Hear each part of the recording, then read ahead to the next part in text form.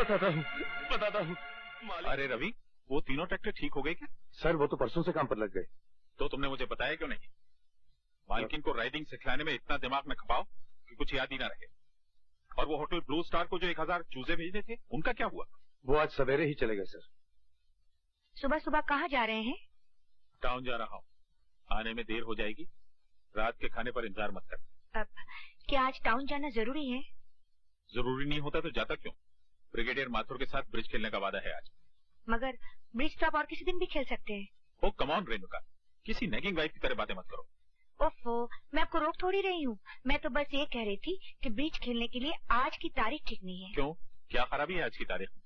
मैं शुभ अशुभ की बकवास के चक्कर में नहीं पड़ता। मालकिन शुभ अशुभ की बात नहीं कर रही है सर, वो बकवास मत करो।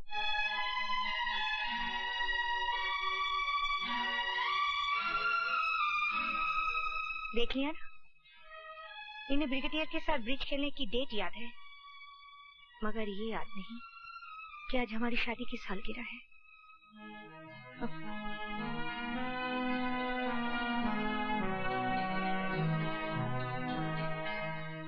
भैया, भैया, भैया। हाँ क्या है? अच्छा, तो आप यहाँ पे बैठे हैं और मैं हर जगह खोज आया। पर खोज क्यों रहे हो? मैं जानता था यही होगा। पता है क्या बज रहे हैं? 2। अरे 2 तो रोज ही बजते हैं। और रोज आप नहाते भी हैं और खाना भी खाते हैं मिस्टर रवि यादव। अरे शाबाश, तू तो अंग्रेजी बोलने लगा। अरे जब तू बड़ा होगा ना तो इसी तरह खड़ा होगा कचहरी में, काला कोट डांट के, और योर ऑनर कह के सभी मुकदमे जीत जाएगा। अखबार में तेरी फोटो छपेगी। अरे वो सबसे अच्छी वो क्या कहते हैं? बेस्ट। हाँ, बेस्ट वकील। वो तो मैं बन जाऊंगा, मगर आप ये बताइए 2 यही बजा दिए तो अब नहाएंगे कब और खाएंगे कब? अरे नहाने में कितनी देर लगती है वकील साहब? ये गए कोठरी पर, ये लिया साबुन और तौलिया, ये लपके नदी की तरफ और ये लगाई डुबकी। तो वकील साहब जरा पीठ पे साबुन लगा दो भैया। आ जाओ। हाँ मजा आ गया। हाँ अरे क्या कर रहा है? गुदगुदी हो रही है। अबे कंधे के नीचे, पीठ पर। हाँ हाँ।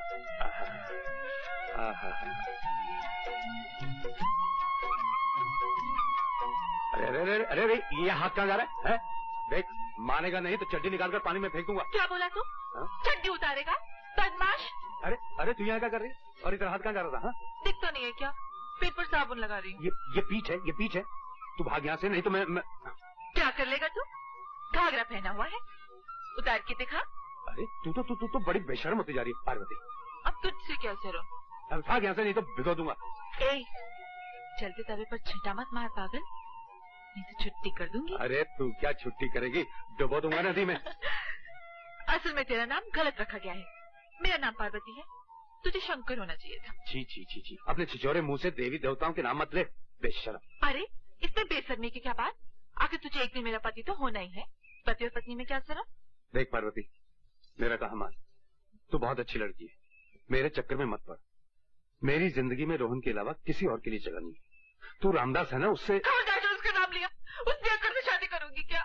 मैं तो इसलिए कह रहा था क्योंकि रामदास देखा वाला है।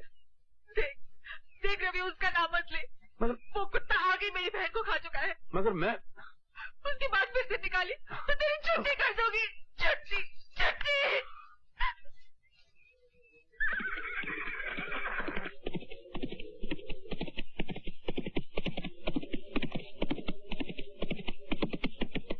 आपने मुझे बुलाया मालकिन? हाँ, कहना ये था कि आज बम्बई से मेरी एक पुरानी सहेली मुझसे मिलने आ रही है, यशोदा गुजराल। ये तो बहुत अच्छा हुआ मालकिन, कुछ दिनों के लिए घर में चहल पहल हो जाएगी। इतने दिनों बाद मैं तुझे याद आई ना। डार्लिंग मिसेस गुजराल लंबा सफर तय करके आई। क्या ये अच्छा नहीं होगा कि नहा धोकर थोड़ी देर ये आराम कर लें? बॉम्बे में ये करती क्या है सिवाय आराम की? अच्छा? बड़ी शानदार हवेली है रेनू, ब्यूटीफुल। तो चल, पहले मैं तुझे हवेली दिखाती हूँ। मुझे तो माफी कीजिए, वैसे भी ये हवेली मुझे ज़बानी याद हो चुकी, और फिर मुझे कुछ काम भी निपटाने। चले? चलो। ये तो पूरा महल है। अरे रेनू, तुम तो बिल्कुल महारानियों की तरह रहती हो। अच्छा, मुझे पता नहीं था कि महारानियां भी ऐसे ही रहा करती थी। वैसे वकील साहब क्यों नहीं आए? नहीं, वो तो जरा बिजी वकील हैं। मुलाकातें उनसे कम ही होती हैं। मुकदमों, मुवक्किलों, फाइलों और लॉ बुक्स की भीड़ में गुम हो गए हैं। और गुम न हो तो भी क्या करें, कहाँ जी लगाए। मैं माँ तो बन नहीं सकती, इसलिए उन्होंने अपने आप को वकालत में उलझा लिया है। दौलत और शोहरत ने औलाद की जगह ले ली और मैं अकेली रह गई। तेरी टुम्पा कहाँ है? आती होगी, चल। भाई मैं तो गुम हो जाऊं इतने बड़े घर में, अगर तुम गुम हो जाओ इस घर में तो कैसे ढूंढोगे अपने आप को? रोज ही गुम होती हूँ और रोज ही ढूंढ निकालती हूँ अपने आप को। मालिका का तुमने मेहमान लोगों को देखा? लोग कहाँ रोहन, खाली एक मेम साहब आई हैं। अकेली? हाँ। कोई लड़का लड़की नहीं? मैंने तो सुना उनकी कोई औलाद ही नहीं। हम कुछ फूल तोड़ ले मालिका का? हाँ, जरूर जरूर। ओ बेटी, क्या नाम है तुम्हारा? रोहन यादव। रोहन यादव? अरे भाई तुम तो कमाल के हो, इतनी छोटी सी उम्र में तुम यादव भी हो गए। पता है मैं तुम्हारी जितनी थी ना तो सिर्फ यशु थी। यही रहते हो तुम? जी, मेरे भैया रवि यादव यही काम करते हैं। सारे घोड़े, सारे ट्रैक्टर, सारा फार्म वही देखते हैं। अच्छा, ये सारी चीजें वही देखते हैं? Yes madam. कौन से स्टैंडर्ड में पढ़ते हो? सब स्टैंडर्ड में। मालकिन की सैलरी आप ही है ना? अच्छा ये बताओ, शरारत करते हो या नहीं? बताओ बताओ। करता हूँ। मैं जानती थी कि तुम शरारत जरूर करते होगे, क्योंकि तुम तो बिल्कुल बाल गोपाल हो। बाल गोपाल? जी ना, बाल गोपाल तो माली काका का नाम है। मैं रोहन यादव हूँ, आपको बताया तो था। Oh sorry Rohan. अच्छा चलो अंदर चलो। अंदर? घर के नौकर लोग मुझे अंदर नहीं जाने देते, कहते हैं कि नौकरों के बच्चों का अंदर क्या काम। गधे हैं घर के नौकर। आओ मेरे साथ। आपके जाने के बाद सब डांटेंगे। कोई नहीं डांटेगा, मैं रेणुका से कह जाऊंगी कि मेरे रोहन यादव को कोई नहीं डांटे। क्या वो भी डांटती है? जी ना, मालकिन तो बहुत अच्छी है, टुम्पा भी बहुत अच्छी है, हम लोग खूब खेलते हैं। बस तो फिर क्या डर है, आओ मेरे साथ। आओ आओ बेटा आओ। आओ मेरे बाल गोपाल से मिलिए मिस्टर सिंह। आंटी आपने बड़ा अच्छा किया कि रोहन को लेके आई। आओ रोहन। अरे तुम्हारी पायल तो ग्रामोफोन से भी अच्छी बजती है टुम्पा। चलो ना रोहन। हाँ हाँ जाओ खेलो जाओ।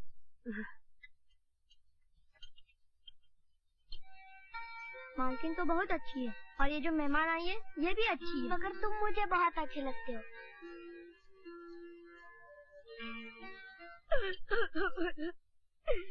मम्मी मेरी पायल खो गई।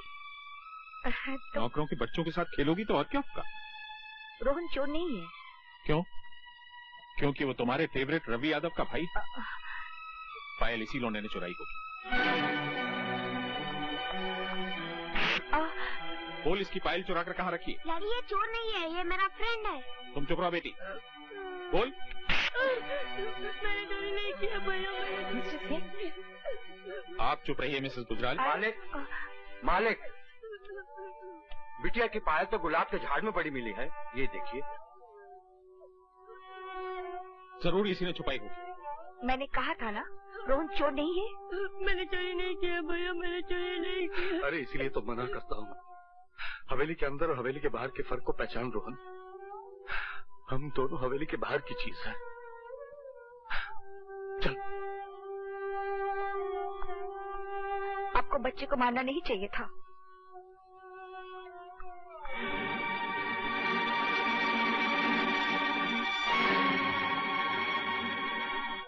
रो मत रोहन, रो कर अपने आंसू और अपने भाई का अपमान मत कर। उनके कहने से तो चोर हो तो नहीं गया ना। तू देख लेना, एक दिन मैं तुझे इतना बड़ा आदमी बनाऊंगा कि जिन लोगों ने आज तेरा अपमान किया है ना, वही लोग तुझे सलाम करने में अपना मान समझेंगे। मैं तो जा ही नहीं रहा था, मगर वो मालकिन की मेहमान मुझे अंदर ले गई। मैं जानता हूँ। मालकिन की मेहमान कितनी अच्छी है ना, वो मुझे बाल गोपाल पुकारती है। बाल गोपाल तो तू है ही। इनका बम्बई हमारे जगदीशपुर से कितना बड़ा होगा ना। बहुत। मुझे वहाँ ले चलोगे ना भैया? वहाँ समुद्र भी है ना? हाँ। समुद्र कैसा होता है? मैंने देखा तो नहीं है, लेकिन मालकिन कहती है जहाँ तक देखो बस पानी पानी दिखाई देता है। मुझे ले चलो ना भैया। हाँ एक दिन जरूर लेके जाऊंगा। यशोदा जी, आपने तो मेरा सारा प्रोग्राम अपसेट कर दिया। मैं तो आपको प्राचीन जगदीश मंदिर दिखलाना चाहता था, जिसकी वजह से नगरी जगदीशपुर कहलाती। मेरा तो खुद अभी जाने को जी नहीं कर रहा है भाई साहब, मगर आई अंडरस्टैंड। मगर जब गुजराल साहब की तबीयत ठीक हो जाए तो आप दोनों शुरू। जरूर। वो भी एक आध दिन या हफ्ते के लिए नहीं, एक आध महीने के लिए। प्रॉमिस। समझ लग गया? जी मालकिन। निकलो। अच्छा। अरे मेरा बाल गोपाल कहाँ है? भैया ये देखिए। नमस्ते मैम साहब। नमस्ते। नमस्ते। मैं बस इतना कहने आई हूँ कि कल जो हुआ वो होना नहीं चाहिए था। ये तो हमेशा होता है मैम साहब। गरीब अमीर का फर्क बहुत बड़ा फर्क होता है, लेकिन आप शायद नहीं समझ सकती क्योंकि आपने तो गरीबी दूसरों के घरों में देखी होगी। इसलिए मैंने फैसला किया है कि मैं इसे गरीब नहीं रहने दूंगा। गरीब पर सबका हाथ उठ जाता है। मैं इसे पढ़ा लिखा कर वकील बनाऊंगा। वकील क्यों? क्योंकि कत्ल किसी और ने किया था और फांसी मेरे पिता को मिली थी, सिर्फ इसलिए कि उनके पास अच्छा वकील करने की ताकत नहीं थी। भगवान ने चाहा तो ये बाल गोपाल जरूर एक दिन बहुत बड़ा वकील बनेगा। मुझे भूल मत जाना, और अगर मैं ना आ पाऊँ तो मुझसे मिलने बम्बई जरूर आना। आओगे ना? जी। नमस्ते। नमस्ते।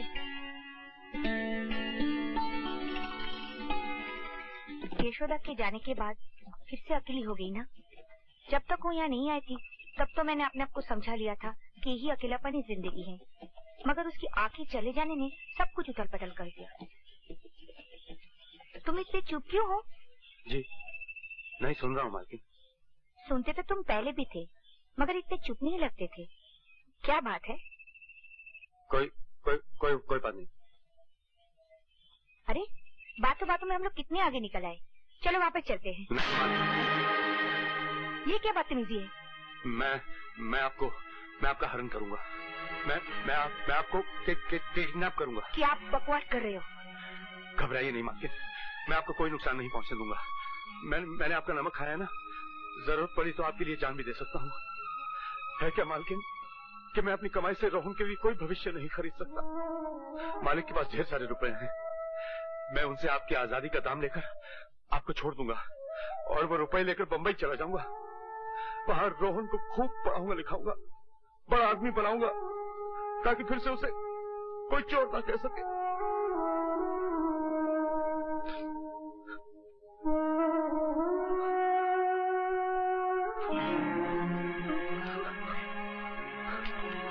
घर चलो, घर चलो। मालकिन क्या बात है रवि? आज्ञा लेने आया हूँ मालकिन। काहे की आज्ञा? यहाँ से जाने की आज्ञा मालकिन। कहाँ जाओगे? पता नहीं। क्यों जाओगे? आप पर चाकू निकालने के बाद मैं यहाँ कैसे रह सकता हूँ मालकिन? पागल हो तुम तो। अरे रवि, जो मैं तुम्हारा दर्द ना समझती होती तो आती मालिक से तुम्हारी शिकायत ना करती, तुम्हें पुलिस के हवाले ना कर देती। जाओ, जाके अपना काम करो। जाओ। जी। पागल कहीं का।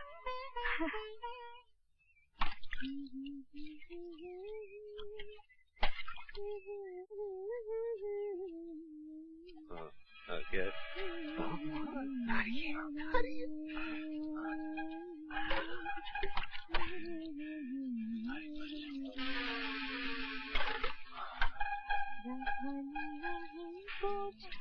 बस कर, अबे हट, मुझे भी तो देखते थे। अबे चुप क्यों रहो? 50 रुपए में ट्रेलर दिखा दिया, अगर पूरी फिल्म देखनी है तो और छिड़को। अबे हटो। अरे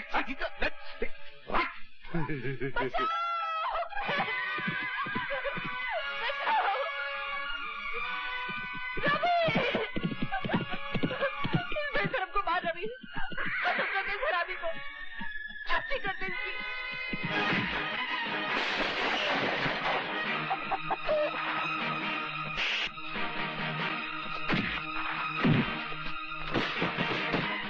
शर्म नहीं आती तुम्हें? पिताजी हो तो वो ऐसा करते हो?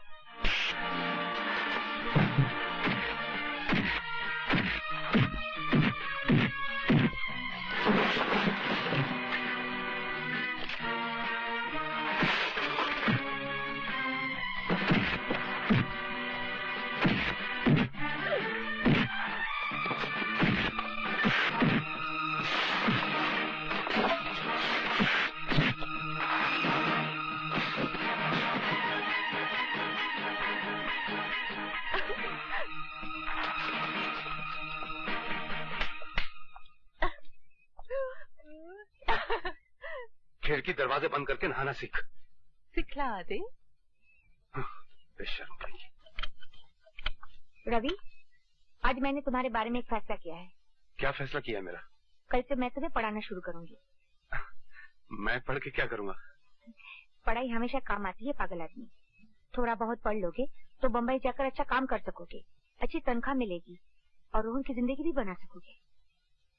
रोहन के लिए तो मैं कुछ भी कर सकता हूँ, पढ़ भी सकता हूँ। आप कल ही से मुझे पढ़ाना शुरू कर दीजिए। तुम सचमुच पागल हो।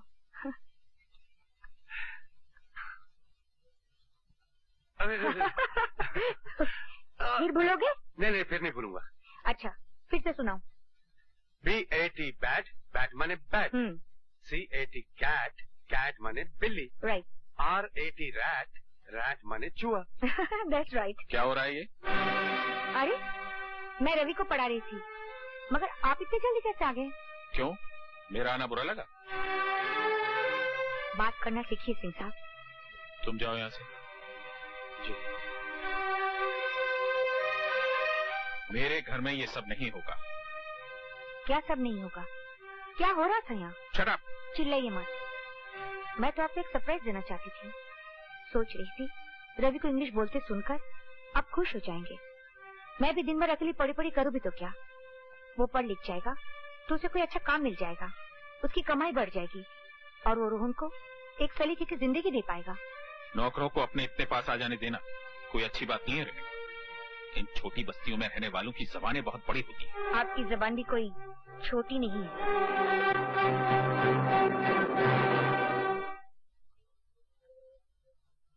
नमस्ते मालकिन। रवि, क्या तुम कभी अपने आप से बातें करते हो? दिन में ख्वाब देखने का क्या फायदा मालकिन? लेकिन बात क्या है? जिंदगी में बहुत जहर फैल गया है रवि। अब तो सांस भी लेना मुश्किल हो गया है। अपने घोड़े से कहो मुझे किसी ऐसे ख्वाबों की बस्ती में ले चले जहाँ मुझे चैन मिले। न जाने आजकल मनोहर सिंह को क्या हो गया है। बिल्कुल अंधा हो गया है। सारे शहर को मालूम है कि रवि का इसकी बीवी के साथ क्या चक्कर है।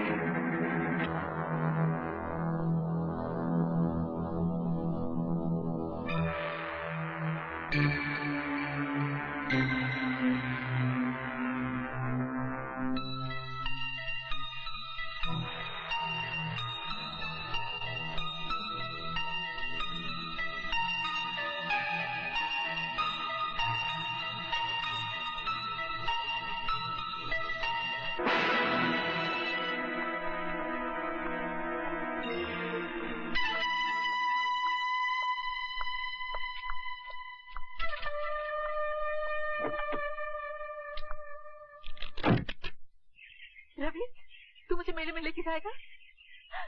बहुत प्यार करता है ना मुझसे। मेरी तरफ देख, मैं पहनी हूँ घाघर चोली, गाँव की गोरी।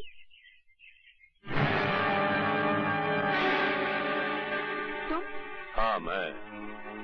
अरे मैं तुझे मेले में ले जाऊंगा, और उससे पहले मैं तेरी जवानी का मेला देखूंगा। मेरे पास नहीं आना, वरना तेरी छुट्टी कर दूंगी। अच्छा? मैं सिर्फ रवि की हूँ। रवि! रवि!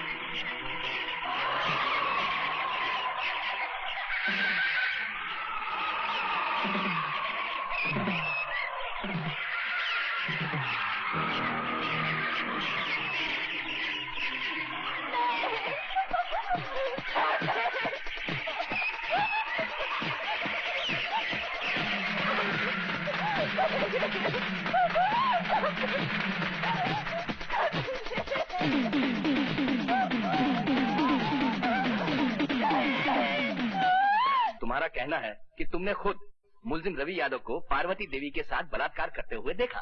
जी सरकार, वो बेचारी गिड़गड़ाती रही, हाथ जोड़ती रही, लेकिन ये मुलजिम उसकी एक नहीं सुना। अरे सरकार, हमसे तो ये जुल्म देखा नहीं गया, हमने अपनी आंख बंद कर ली और जब आंख खोल के देखा तो ये अपना काम खत्म करके जा चुका था। नहीं जज साहब, ये सरासर झूठ बोल रहा है। और पार्वती देवी वहां मरी पड़ी थी। तुमने पार्वती देवी को बचाने की कोशिश क्यों नहीं की? अरे साहब, आप इसको नहीं जानते। अगर हम उसे बचाने की कोशिश करते तो उसकी लाश के बगल में आप हमारी लाश भी पाते। Your witness. No questions. आप मुलजिम के बचाव के वकील हैं और आप गवाह से कोई सवाल नहीं करना चाहते जिसका बयान मुलजिम को फांसी के तख्ते तक ले जा सकता है। मुलजिम को अपने वकील से झूठ नहीं बोलना चाहिए योर ऑनर। इस मुलजिम ने मुझसे कहा था कि इसने बलात्कार नहीं किया, मगर अब ये मोजिज़ गवाह ये बयान दे रहा है कि इसने खुद अपने आंखों से बलात्कार होते हुए देखा। तो इस गवाह से मैं क्या सवाल करूं? मैं सिर्फ इतना ही कह सकता हूं योर ऑनर, इस चश्मदीद गवाह का बयान बलात्कार तो साबित कर सकता है मगर कत्ल साबित नहीं करता, क्योंकि जिस वक्त इसने आंख खोली तो मुलजिम जा चुका था और लाश पड़ी हुई थी। हो सकता है योर ऑनर मुलजिम ने उसे जिंदा छोड़ा हो सकता है किसी और ने पार्वती देवी का कत्ल किया हो। इसलिए अदालत ने अगर इसे फांसी की सजा दी तो वो सरासर अन्याय हो जाएगा योर ऑनर। That's all. ये अपने कैसा वकील खड़ा किया रवि के लिए, जो खुद अपनी क्लाइंट के खिलाफ बोल रहा है। ऐसी बातें अदालत में नहीं की जाती। मगर वो तो घर चलकर बात कर लेना। सरकार कत्ल का जुर्म पूरी तरह साबित नहीं कर पाई, इसलिए यह अदालत इसे कत्ल की पूरी सजा नहीं दे सकती। लिहाजा यह अदालत इसे 12 साल कैद बामुशक्कत की सजा देती है।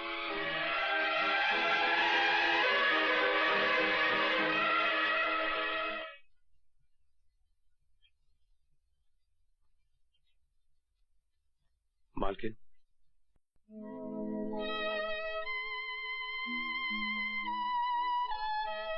मेरे तो कुछ समझ में नहीं आ रहा है कि ये सब क्या हो गया है। मुझे ऐसा लगता है जैसे मैं ही तुम्हारी दोषी हूँ। ये आप क्या कह रही हैं मालकिन?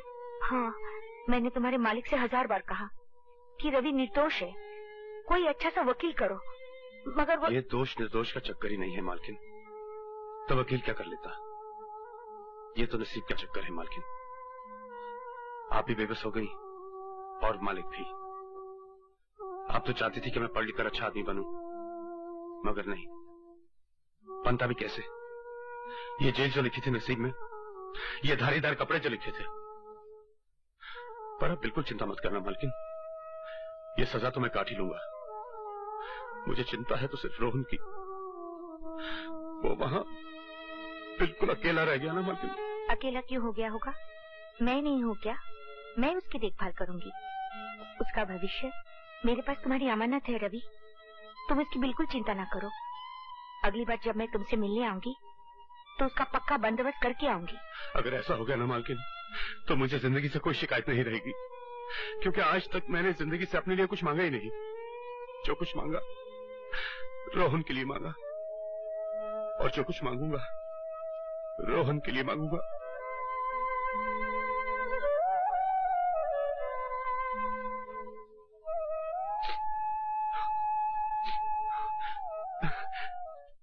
नमस्ते। नमस्ते। आओ बेटा रोहन। क्या देख रहे थे? ये घर तुम्हारा है। भैया कहाँ है? भैया अभी आते होंगे। चलो। अच्छा मालकिन, मैं चलता हूँ। 3 बजे की गाड़ी से मुझे जगदीशपुर जाना है। नमस्ते। नमस्ते। चलो। आखिर मानी नहीं तुम यशोदा, ले आई से। अब ये हमारा बेटा है। व्हाट इज योर नेम बेटा? My name is Vasu Gujral. And what is your mother's name? Her name is Yashoda. Yashoda Gujral. हाँ। अब अपने डैडी का नाम बताओ और उनके चरण छुओ। मेरे डैडी का नाम सूर्यकांत गुजराल है। पाँव छूने की बिल्कुल जरूरत नहीं। यशोदा, तुम शौक से इसकी माँ बन सकती, मगर मैं इसका बाप नहीं बनूंगा। मैं किसी मुजरिम कातिल के भाई को गोद नहीं ले सकता। That is final. अब ये तुम्हारी माँ भी है और बाप भी, 2 in 1। तुम इन्हें माता श्री कहो, माता जी कहो, अम्मा कहो, मम्मी कहो, कुछ भी कहो, मुझे तुम डैडी नहीं कहोगे, क्या नहीं कहोगे? डैडी। हाँ, डैडी। डरो मत बेटा। क्या मैं उन्हें डैडी नहीं कह सकता? अरे ये तो उनका दुर्भाग्य हुआ ना कि तुम जैसा बेटा उन्हें डैडी नहीं कहेगा। तो फिर मैं क्या कहूँ? तुम उनका नाम जानते हो, सूर्यकांत गुजराल, तो तुम उन्हें मिस्टर गुजराल कहा करो। तुम समझ ही नहीं सकती रेणुका कि मेरी जिंदगी में वासु की क्या जगह है। धूप का टुकड़ा भी वही और छाव का टुकड़ा भी। उसके आने के बाद मेरा अकेलापन हमेशा के लिए खत्म हो चुका है। मैं तुम्हें यह भी नहीं समझा सकती कि अपने बाल गोपाल को मैं कितना चाहती हूँ। बस ये समझ लो कि मैं ही उसकी देवकी हूँ और मैं ही यशोदा। मैं इस बाल गोपाल के लिए तुम्हारा जितना भी शुक्रिया अदा करूँ कम है। बहुत बहुत प्यार के साथ तुम्हारी यशोदा।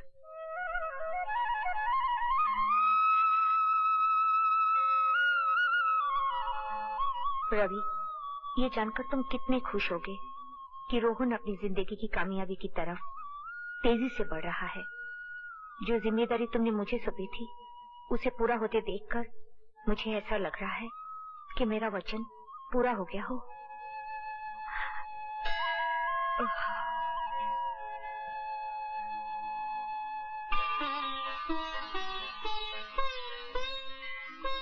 भगवान, आज वासु का रिजल्ट निकलने वाला है, उसको कामयाबी दो।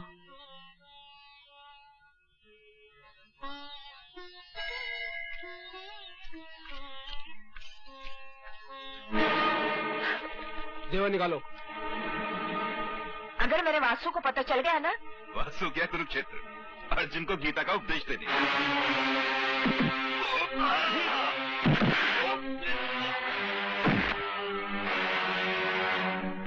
कुरुक्षेत्र से तो मैं वापस आ गया हूँ और मेरे होते हुए मेरी माँ को कोई हाथ नहीं लगा सकता।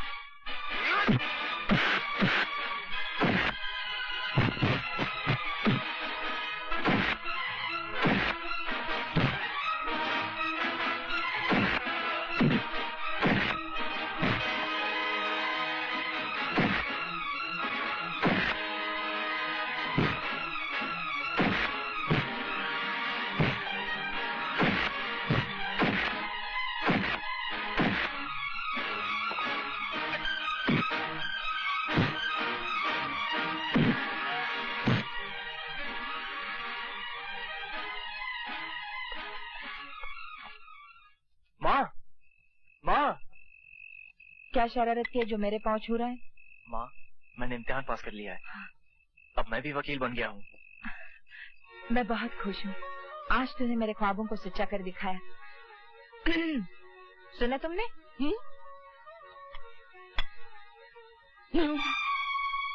वकील साहब, आज तो मैं आपको पिताजी कह सकता हूँ ना? ना, गलती से पास हो गया होगा।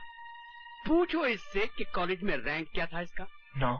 नो, तुम्हें बेवकूफ बना रहा है। नो। नो, ये पूछो कि स्टूडेंट्स कितने थे। नो। नो मतलब ये कि आखिरी नंबर। यस। रैंक 9 हुआ तो क्या हुआ, पास तो हुआ है। तुमने भी अपनी गाड़ी का नंबर 9 लिया है, टेलीफोन का नंबर 9 चुना है, बंगला खरीदा है वो भी 9 नंबर का। मुझे यह 9 नंबर बहुत पसंद है क्योंकि ये शुभ नंबर है। शुभ नंबर है मगर मेरे लिए, इसके लिए नहीं। तो क्या तुम्हें इसका वकील बनना अच्छा नहीं लगा? अरे भाई, वकालत तो सच को झूठ और झूठ को सच बनाने का कानूनी लाइसेंस है। तो चलो इस दुनिया के झूठों में एक झूठे का इजाफा और हो गया। वकील तो ये बन सकता है मगर हम जैसा सच्चा, खरा और कामयाब वकील कभी नहीं बन सकता। मैंने तुम्हें पहले ही कहा था जब तुम इसे घर लाई थी, और आज भी कह रहा हूँ कि पीतल पर सोने का पानी चढ़ाने से पीतल सोना नहीं बन जाता। तो इसका मतलब है इतने साल गुजर जाने के बाद भी तुम इसे बेटा स्वीकार नहीं करोगे? बिल्कुल नहीं। यशोदा जी ने कृष्ण जी को गोद लिया था तो ये अपने आप को वासुदेव समझ बैठा है। अगर ये वासुदेव है तो मैं भी भीष्म हूँ और अपनी प्रतिज्ञा का पालन करता हूँ कि मुझे मेरे निश्चय से कोई बदल नहीं सकता। तो आप भी मेरा निश्चय सुन लीजिए वकील साहब। एक दिन आएगा और जरूर आएगा जिसमें आप मुझे बेटा कह के बुलाएंगे और वो दिन मेरी जिंदगी का सबसे शुभ दिन होगा। वकील साहब, आपने कहा कि पीतल सोना नहीं बन सकता। नहीं बन सकता, ये सच है, मगर एक पौधा बड़ा दरख्त तो बन सकता है जिससे यशोदा माँ के प्यार में सींचा हो। वकील साहब, मैं तो एक अनाथ था जिससे आपने आसरा दिया। आशा तो कई देते हैं लेकिन आपकी कड़वी बातें मेरा हौसला बढ़ाती गई। मैं आपका आभारी हूं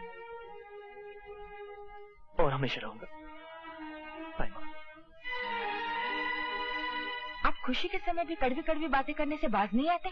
अरे, उसकी छोटी सी कामयाबी पे तुम इतनी खुश दिख रही हो और मेरी किसी भी कामयाबी पे तुमने इतनी खुशी नहीं दिखाई। हाँ, औरत को बेटे की कामयाबी पति की कामयाबी से हमेशा बड़ी लगती है।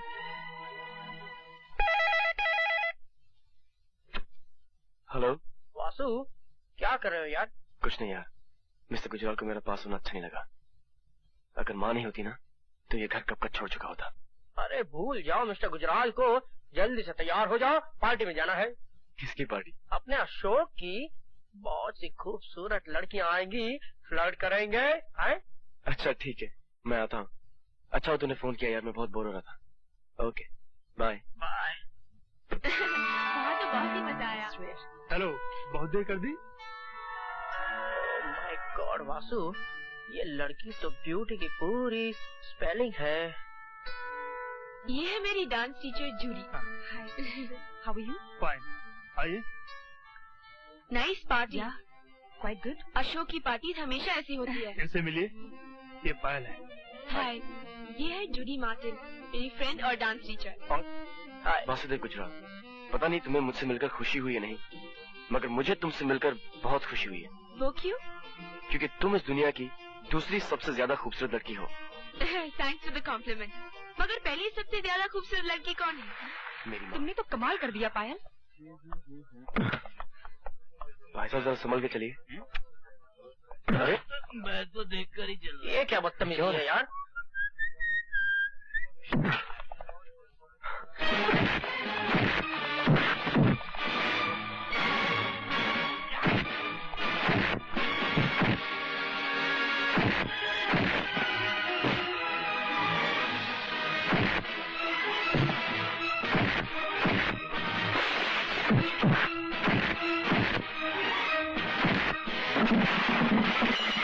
गुजराल, मैं अशोक बोल रहा हूँ, आप जल्दी से आ जाइए। वासु ने पार्टी का सत्यानाश कर रखा है।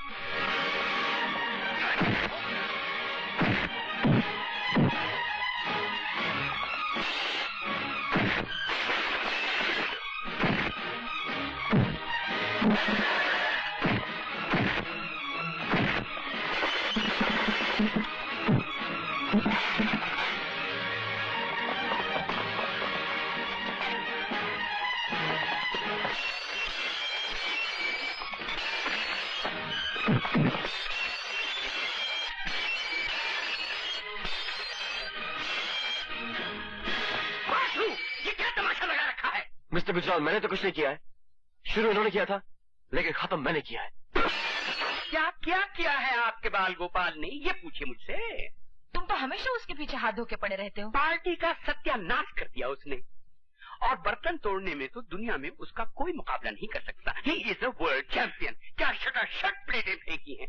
होटल का बिल कम से कम 15 या 20 हजार का होगा। जी नहीं मिस्टर गुजराल, 8,624 रुपए 80 पैसे का बिल था, वो मैंने एक 200 उधार लेकर अदा कर दिया। Thank you very much. मगर वासु, माँ, बर्दाश्त की भी हद होती है। मैं जान सकता हूँ कि आप क्या बर्दाश्त कर रहे हैं? सॉरी मिस्टर गुजराल, मगर इस वक्त मैं अपनी माँ से बात कर रहा हूँ। देखा आपने, सुना? वासु, मुझे यकीन है जो कुछ भी तुमने किया वो मजबूर होकर ही किया होगा। Thank you mummy, thank you very much. मगर अब मैं मिस्टर गुजराल के साथ नहीं रह सकता। पागल मत बनो। अरे इनकी बातों का बुरा क्या मानना, इन्हें तो काट खाने का शौक है। नहीं माँ, अब मैं आपकी जिंदगी में इल्जाम बनकर जीना नहीं चाहता। अब आप मुझे अपने पांव पर खड़े होने की इजाजत दे दीजिए। मिसेस गुजराल, ये जो मांग रहा है दे दीजिए ना इसे। ये अपने पांव पे खड़ा होना चाहता तो खड़ा होने दीजिए। ऐसी बातें करते हो तुम। माँ, मिस्टर गुजराल ठीक कह रहे हैं। क्या तू मुझे छोड़कर चला जाएगा? तुम ये कैसी बातें कर रही हो माँ? मैं तो तुम्हारी ममता की परछाई हूँ। तुमसे अलग तो मेरा कोई वजूद ही नहीं। तुम मुझे जब भी पुकारोगी अपने पास पाओगी।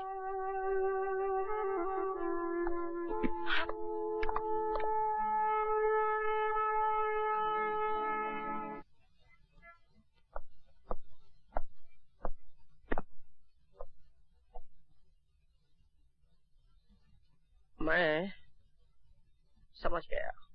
क्या समझे? यही कि उस काले कोट की हर जेब खाली है।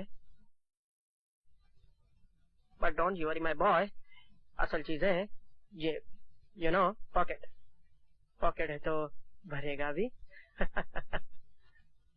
मैं किसी की जेब में नहीं रहना चाहता प्रशांत। कभी कोटा की तमाशा देख। इट्स डिस्कस्टिंग यार। 4 महीनों के अभी तक केस नहीं मिला। लगता है आज लंच नहीं खाया। मेरी जेब में हाथ डालो और 20-20 के 2 नोट हैं, उसमें से एक उठा लो और जाकर छोले भटूरे खाओ। फिर बात करेंगे। छोड़ यार, महीनों से तेरी जेब में हाथ डाल के जी रहा हूँ। माय डियर वासुदेव गुजराल, भगवान या दर्जी तो जेब बनाता ही इसलिए है कि दोस्त उसमें हाथ डाल सके, हैं?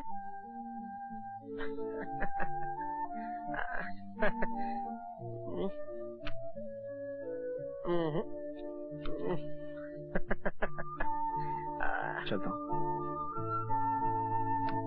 जिस तरह से आज तुमने लंच नहीं खाया, उसी तरह आज मैं डिनर नहीं खाऊंगा। एक कॉफी और हो जाए, क्योंकि वो बात जिसका सारे फसाने में जिक्र नहीं अभी तक खत्म नहीं हुई। कॉफी दो।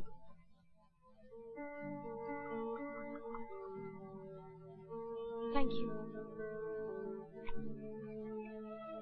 बस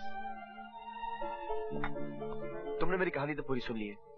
अब मैं तुम्हें एक अदद फुटनोट सुनाता हूँ। फुटनोट यह है कि आम आदमी के खून की तरह मेरा खून भी लाल ही है, ब्लू नहीं। Don't talk rubbish. मैं तो खानदान वानदान और बैकग्राउंड के चक्कर में पड़ती ही नहीं। असल चीज तो आदमी है, द इंडिविजुअल। मैं गंगा जमुना बैकग्राउंड वाले बहुत से लिटरों को जानती हूँ। उनके ब्लू ब्लड से इतनी बदबू आती है कि तुम मिनट भर उनके पास ठहर नहीं सकते। यानी आई हैव अ चांस? यानी you have more than a chance. You are a fighter यार। और मैं अभी अपनी स्टेटमेंट पर एक किस लगाने को भी तैयार हूँ। किस को तो अभी टाली जाओ, क्योंकि मुझे अभी एक किस से ज्यादा एक केस की जरूरत है। केस? तुम मेरे किस पर एक केस को प्रेफरेंस दोगे? वो किस तो मेरा हो ही चुका है, राइट? मगर अभी मैंने उस किस पर अपना हक कहाँ साबित किया है? ये तो साबित कर लेने दो कि मैं एक फाइटर हूँ, और ये साबित करने के लिए मुझे एक ऐसा केस चाहिए जो मेरी वकालत को अपने पैरों पर खड़ा कर सके। पैरों पर खड़ा कर सके? I've got it. Got it? Got what? I mean पैर। एक case. Case of the missing feet. Hi everybody. Grandpa. ये है मेरे दोस्त वासुदेव गुजराल। नमस्ते। ये बोल नहीं सकती, और ये है मम्मी। ये देख नहीं सकती, और ये है। इन्हें तो मैं पहचानता हूँ। ये है तुम्हारी डांस टीचर जूडी। हाय जूडी। याद है पहली बार जूडी ने कहा था that we are made for each other? और जूडी जैसी तुमने कहा था मैं तर्क से मान गया।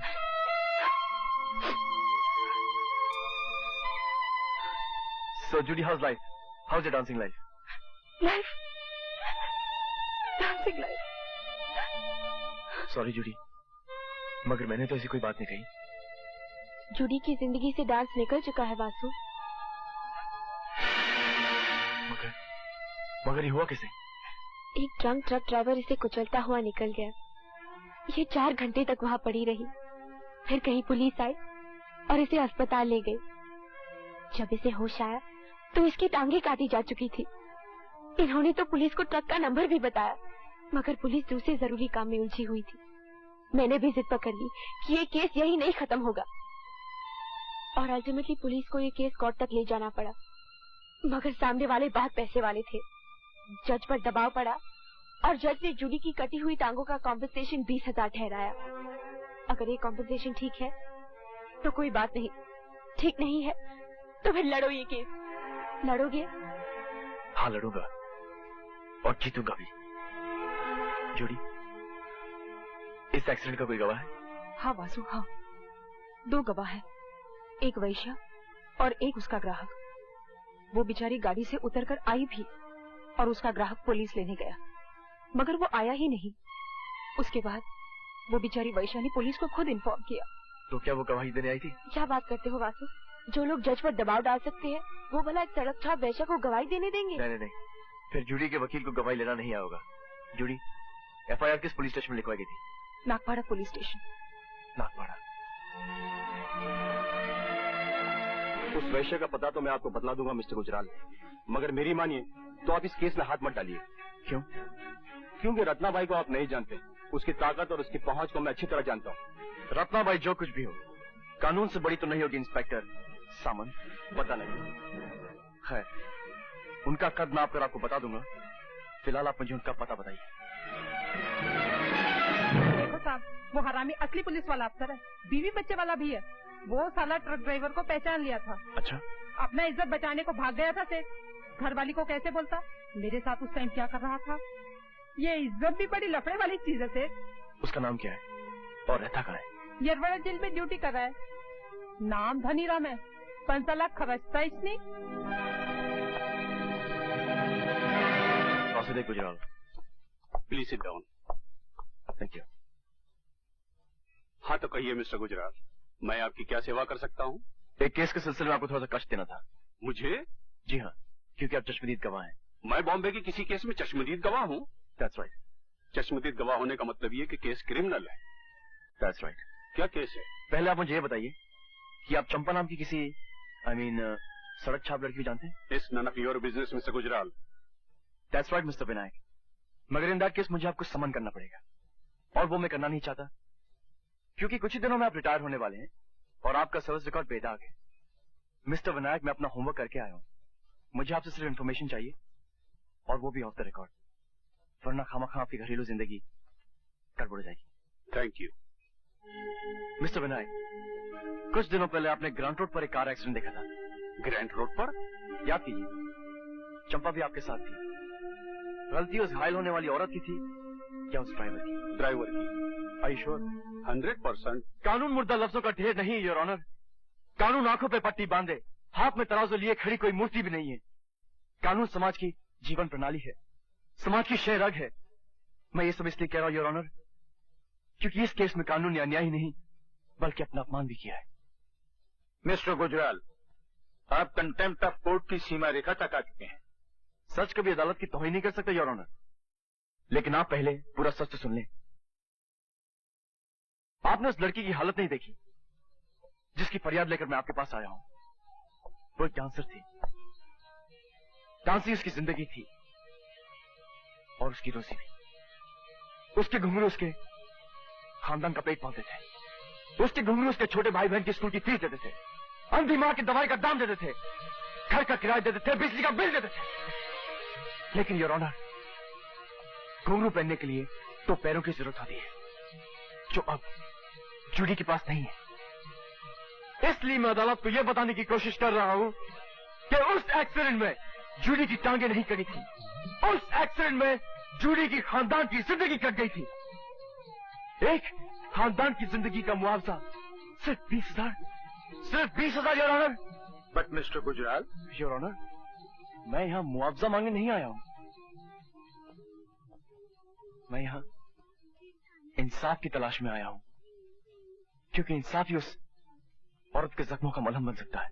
मगर कानून सिर्फ कटी हुई टांगों का मुआवजा दे सकता है मिस्टर गुजराल। मैं मानता हूं योर ऑनर, मगर पहले उस पैर की कीमत तय करनी पड़ेगी।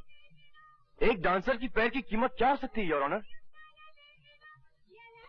एक डांसर की पैर की कीमत तो कोई बिरजू महाराज ही तय कर सकते हैं।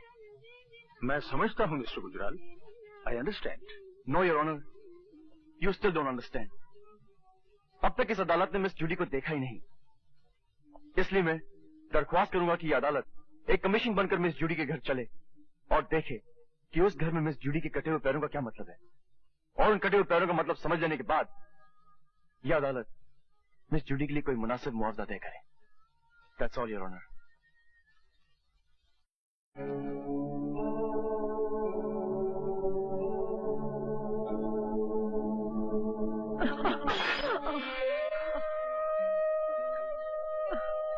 ये तुमने क्या किया मम्मा?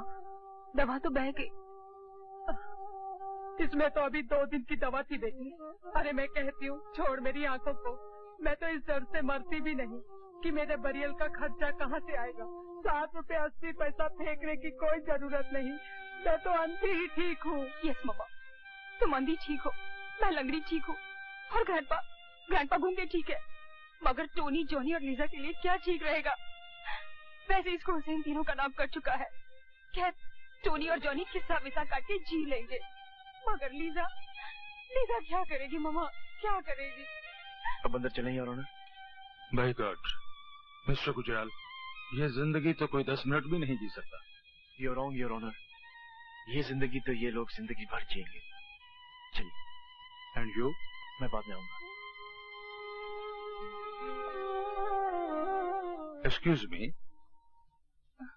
जज साहब, आप प्लीज जज साहब, हम पर दया कीजिए। मुझे मालूम है कि 6 महीने का किराया देना बाकी है। मैं कुछ न कुछ करके ये किराया अदा कर दूंगी सर। आप लैंडलॉर्ड को इतना बता दीजिए कि जूडी एक मजबूर छोकरी है। बस सर, मुझे थोड़ा सा वक्त दीजिए प्लीज। नहीं नहीं, मैं तुम्हें यहाँ से निकालने नहीं आया हूँ। मैं तो तुमसे ये कहना चाहता हूँ कि तुम्हें वाकई कम मुआवजा मिला था। तुम्हें कम से कम 5 लाख मुआवजा मिलना चाहिए, ताकि तुम अपने खानदान समेत इज्जत के साथ जी सको, अपनी माँ का इलाज करवा सको, अपने भाइयों और बहनों को अच्छी एजुकेशन दे सको। Thank you sir, thank you very much. मेरा शुक्रिया मत अदा करो जूडी, अपने वकील मिस्टर वासुदेव गुजराल का शुक्रिया अदा करो जो मुझे यहाँ लाए। Thank you mister Gujral. Thank you sir. मेरे ख्याल में तो 5 लाख ठीक रहेगा mister Gujral. Yes sir. Okay. Thank you, thank you. वो 2 टके का वकील कौन, जिसने हम पर 5 लाख रुपए का जुर्माना ठुकवा दिया? कोई नया छोकरा है सरकार। तो खरीद क्यों नहीं लिया उसको? तब किसको पता था सरकार कि वो इस केस का गड़ा मुर्दा उखाड़कर जूडी को 5 लाख रुपए कॉम्पेंसेशन दिलवाएगा। और सुना है कि वो छोकरा बिकाऊ भी नहीं है। बिकाऊ नहीं है तो खर्च कर दो साले को। एक ससुरी नाचने वाली की टांगों के लिए 5 लाख। मुबारक हो रवि यादव, आज फिर 212 से तुम रवि यादव हो रहे हो। तुम्हें तुम्हारी पहचान वापस मिल रही है। 12 बरस के बाद रवि यादव का नाम सुना है साहब। कुछ दिन तो लगेंगे ये समझने में कि ये नाम मेरा ही है, लेकिन कम से कम दिन लगाना। जल्द से जल्द ये भुलाने की कोशिश करना रवि यादव कि 12 साल तक तुम सिर्फ 212 रहे। अब तुम्हारा क्या इरादा है? अपने रोहन को खोजना है साहब। आप तो जानते हैं उसके सिवा मेरा कोई है ही नहीं। आपने भी तो उसका पता लगाने की कितनी कोशिश की थी। हाँ, न तुम्हारी मालकिन का पता लगा और न ही तुम्हारे भाई का। मगर हैरानी की बात यह है कि इस तरह 2 जीते जागते लोग लापता कैसे हो गए? अब तो मैं रवि यादव बन चुका हूँ ना साहब, मैं ढूंढ लूंगा उनको। Oh Vasu, you are really great. Judy और उसकी फैमिली को तो तुमने दूसरी जिंदगी दी है, and for that I must thank you. खाली शुक्रिया से काम नहीं चलेगा। अरे भाई, शुक्रिया की गिफ्ट रैपिंग तो की नहीं जा सकती। की जा सकती है। वो कैसे? फोटो पे पेस्ट कर दो। ओह कम ऑन यार। मैं जाता तो तुम जरूर घपला करोगी। पर मैंने वादा क्या किया था? तुमने कहा था मेरा मुंह चूमने को जी चाहता है। मैंने कहा था कि केस दो तो मैं केस दूंगा। अब क्योंकि मैं वो केस जीत चुका हूँ, इसलिए मैं अब किस दूंगा नहीं बल्कि किस लूंगा। अंडरस्टैंड? अरे किस कोई चेंज थोड़ी है कि आदमी जेब में हाथ डाले और निकाल कर दे दे। और मैं क्या पागल हूँ कि किस लेने देने की बात करूंगी? आपने ख्वाब देखा होगा मिस्टर वासुदेव गुजराल, और आप तो अच्छे खासे लॉयर है। सबूत और गवाह की बात हमेशा करते रहते हैं, और आपके पास इस बात का कोई सबूत है कि मैंने ऐसा वादा किया था? कोई आई विटनेस है? विटनेस तो है योर ऑनर, मगर गूंगे हैं, बोल नहीं सकते। एक्चुअली 4 विटनेस है, 4। और चारों के चारों गूंगे हैं। कौन है वो? मेरे और आपके कान, जिन्होंने 21 वाली बात सुनी थी। मैं इन गवाहों को नहीं मानती।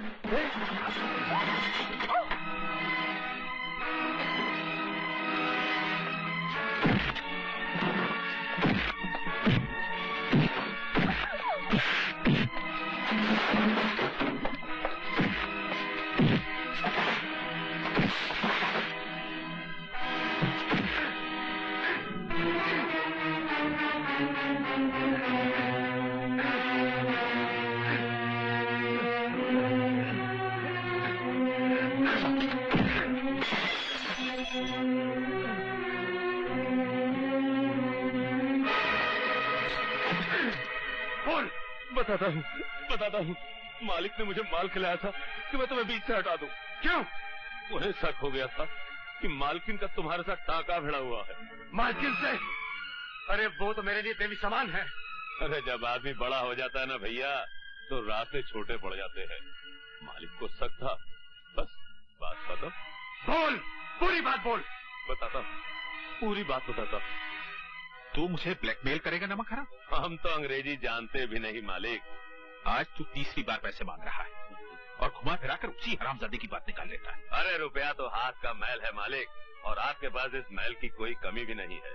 भगवान मालकिन को जिंदा रखे, बस चेक की तरह काटते जाइए आप उन्हें। जरा सोचिए तो कैसी कैसी खिदमत की है मैंने आपके वास्ते। उस रवि यादव को 12 साल के लिए दूर कर दिया मालकिन से। पहले पारो के साथ बलात्कार करना पड़ा आपके वास्ते, फिर उसका कत्ल करके रवि यादव को कत्ल और बलात्कार में फंसाना पड़ा आपके वास्ते। अरे इतने बड़े काम के लिए 10, 20, 50 हजार की हैसियत क्या है? इस बार 20,000 दे दीजिए, फिर नहीं मांगूंगा। याद रख, तेरी जोर का एक सिरा मेरे हाथ में है। चिल्लाइए मत मालिक, अगर आप नहीं देंगे तो मालकिन से ले लूंगा। जलील आदमी, तूने उस मासूम लड़की के साथ बलात्कार किया, तूने उसे कत्ल किया और अपना जुर्म उड़ा दिया रवि को। तुम्हें रवि की इतनी फिक्र क्यों है? तुम चुप रहो, तुमसे तो मैं पुलिस स्टेशन से लौटने के बाद ही बात करूंगी। तू मेरे साथ पुलिस स्टेशन चल और चलकर अपने जुर्मों का इकबाल कर कि उस बलात्कार और कत्ल से रवि यादव का कोई ताल्लुक नहीं था। मगर जो मैं सच बोला तो मालिक भी फंस जाएंगे मालकिन। तू चलता है या मैं चलाऊं गोली? तू चल के सच बोल, सच के लपट में चाहे जो भी आ जाए। तू तो किराए की छुरी है जग्गू, कातिल तो तेरी मालिक ही है, सजा उन्हें मिलनी ही चाहिए। तू चल।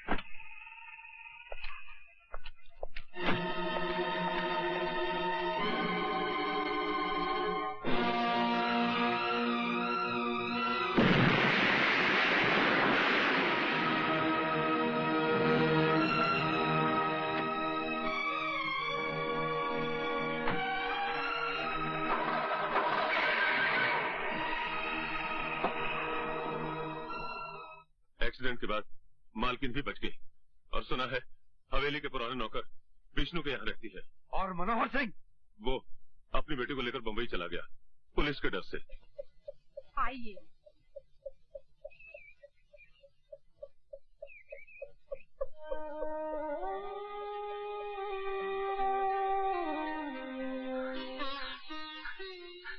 मालकिन, मालकिन, आपको जिंदा देखकर मैं खुशी से पागल हो रहा हूँ। मालकिन, मालकिन याद कीजिए, मैं रवि हूँ, रवि यादव। अभी अभी जेल से छूट के आया हूँ। मैंने कभी तुम्हें देखा ही नहीं। मैं आपके यहाँ नौकरी किया करता था मालकिन। आप मेरे साथ घोड़े पर सवारी करने जाया करती थी और आपको सवारी करते देखकर मेरा छोटा भाई रोहन हंसा करता था। वो छोटा सा रोहन आपकी टुम्पा का दोस्त। टुम्पा कहाँ है मालकिन? मेरा भाई रोहन कहाँ है? कौन टुम्पा, कौन रोहन? मैं किसी रोहन और टुम्पा को नहीं जानती। ऐसा मत कहिए मालकिन, ऐसा मत कहिए। याद कीजिए मालकिन, भगवान के लिए याद कीजिए। आपने मुझसे वादा किया था कि मेरे जेल से छूट के आ जाने तक आप रोहन का ख्याल रखेंगी। कहाँ है मेरा भाई रोहन? याद कीजिए मालकिन, बताइए ना।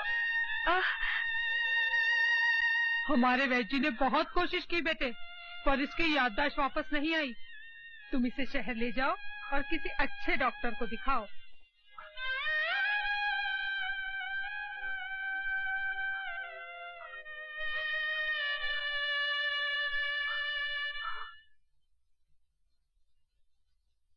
घबराइए नहीं, ये अच्छे हो जाएंगी। हाँ, इन्हें थोड़ा वक्त लगेगा। आपको इन्हें इनकी याददाश्त की तरफ रुझान करवाना होगा। जैसे इन्हें खाने में क्या अच्छा लगता है, कोई हॉबी, कोई शौक। कुछ दिनों बाद आप इन्हें फिर से मेरे पास लेकर आइए, तब मैं ये तय करूंगा कि इनका ट्रीटमेंट किस एंगल से शुरू किया जाए। और कुछ? जी वो मतलब 200 रुपीज। जी।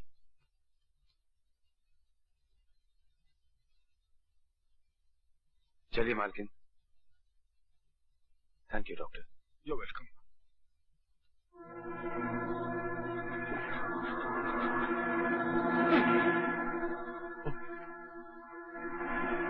जोसेफ, ये बैग रखना, मेरे पीछे पुलिस लगी हुई है।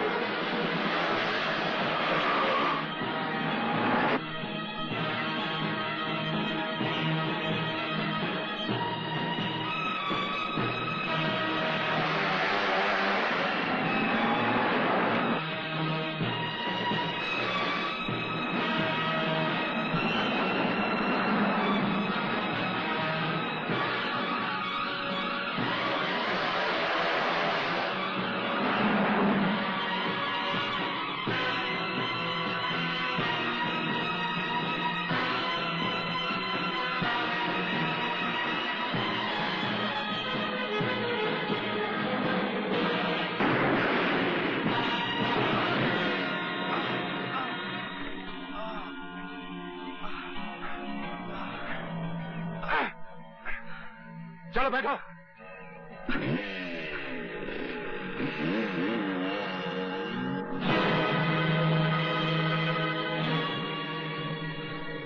चलो उतरो। मेरा नाम जोसेफ लोबो है। तुम्हारा नाम क्या है? मैं तुम जैसों को अपना नाम नहीं बताया करता। तुम्हारे लिए मैं 212 हूँ। 212? अच्छा ये बताओ 212, जब तुम मुझ जैसे को अपना नाम नहीं बता सकते तो फिर तुमने मुझे बचाया क्यों? मैं 1 नंबर का आदमी हूँ और तुम्हारे पास 2 नंबर का माल है। अच्छा, मतलब तुमने मुझे नहीं इस बैग को बचाया। आदमी तेज भी हो, काम के भी हो। अब तुम मुझे वो कहावत सुनाओगे कि जान है तो जहान है। ये लो। अपना गंदा बैग अपने पास रखो। अपनी जान बचाने की मजदूरी निकालो। 10,000 रुपए। 10,000? मेरी जान की कीमत उससे कहीं ज्यादा है 212। 10,000 निकालो, मुझे देर हो रही है। जानते हो इस बैग में कितना माल है? 80 लाख के हीरे और 10 लाख कैश। अब भी सिर्फ 10,000 लोगे? बहुत बकते हो तुम। 10,000 रुपए निकालो और अपना रास्ता नापो। कमाल के आदमी हो। 4 दिन मेरे साथ काम करो, करोड़पति बना दूंगा। मैं तुम जैसे मैले आदमियों के साथ काम नहीं किया करता। अच्छा मान लो अगर मुझे तुम्हारी जरूरत पड़े तो? जब मुझे तुम्हारी जरूरत पड़ेगी तो मैं तुम्हें ढूंढ लूंगा। I don't understand you. कोशिश भी मत करना। ये 212 क्या नाम हुआ? वो तो अपना नाम यही बताता है सर, और हमें नाम से क्या मतलब, हमें तो काम लेना है। और ये आदमी हमारे बहुत काम का है सर। ये भी ठीक है, वो जो मांगे वो दो, लेकिन भर्ती कर। इसी बात पर तो वो तैयार नहीं होता सर। मैंने उसे बहुत समझाया, पर वो यही कह गया कि जब उसे कोई जरूरत होगी तो वो खुद आ जाएगा। उसने तो अपना पता तक नहीं बताया। अजीब आदमी है, 1,00,000 2 लाख ले सकता था, बस 10,000 लेके गया। भगवान करे उसे जल्दी ही कोई जरूरत पड़े और वो मिलने आए। वो तो बहुत ही काम का आदमी है, मगर वो मुस्तकिल काम नहीं करेगा रत्नाबाई। तू क्या जाने रत्नाबाई और रत्नाबाई की कशिश को? मैं तो चुंबक हूँ, चुंबक। बको मत रत्ना, तुम ढल चुकी हो, गीली बारूद का ढेर हो। उस 212 को मुझ पर छोड़ दो। आओ बच्चों, आओ आओ आओ। ये लो। अरे जल्दी मत करो, सबके लिए बात है। ये लो, तुम भी लो। हाँ, एक एक, सिर्फ एक एक। हाँ, ये लो, सबके लिए है। ये लो, बस एक एक एक। और मेरा नाम विद्या है, मैं स्कूल की टीचर हूँ। जानता हूँ, मेरा नाम रवि है। आप बच्चों को ये किताबें, पेंसिल? जिंदगी में खुद तो लिख पढ़ ना सका, इसलिए जब भी पैसे हाथ लगते हैं इन बच्चों पर खर्च करता हूँ। मन को शांति मिलती है। कहाँ रहते हैं आप? वो सामने वाले मकान में। कुछ दिन हुए इस मोहल्ले में आया हूँ। अगर शाम को स्कूल बंद होने के बाद कुछ देर के लिए आप मेरे घर आए तो बहुत उपकार होगा। जरूर आऊंगी।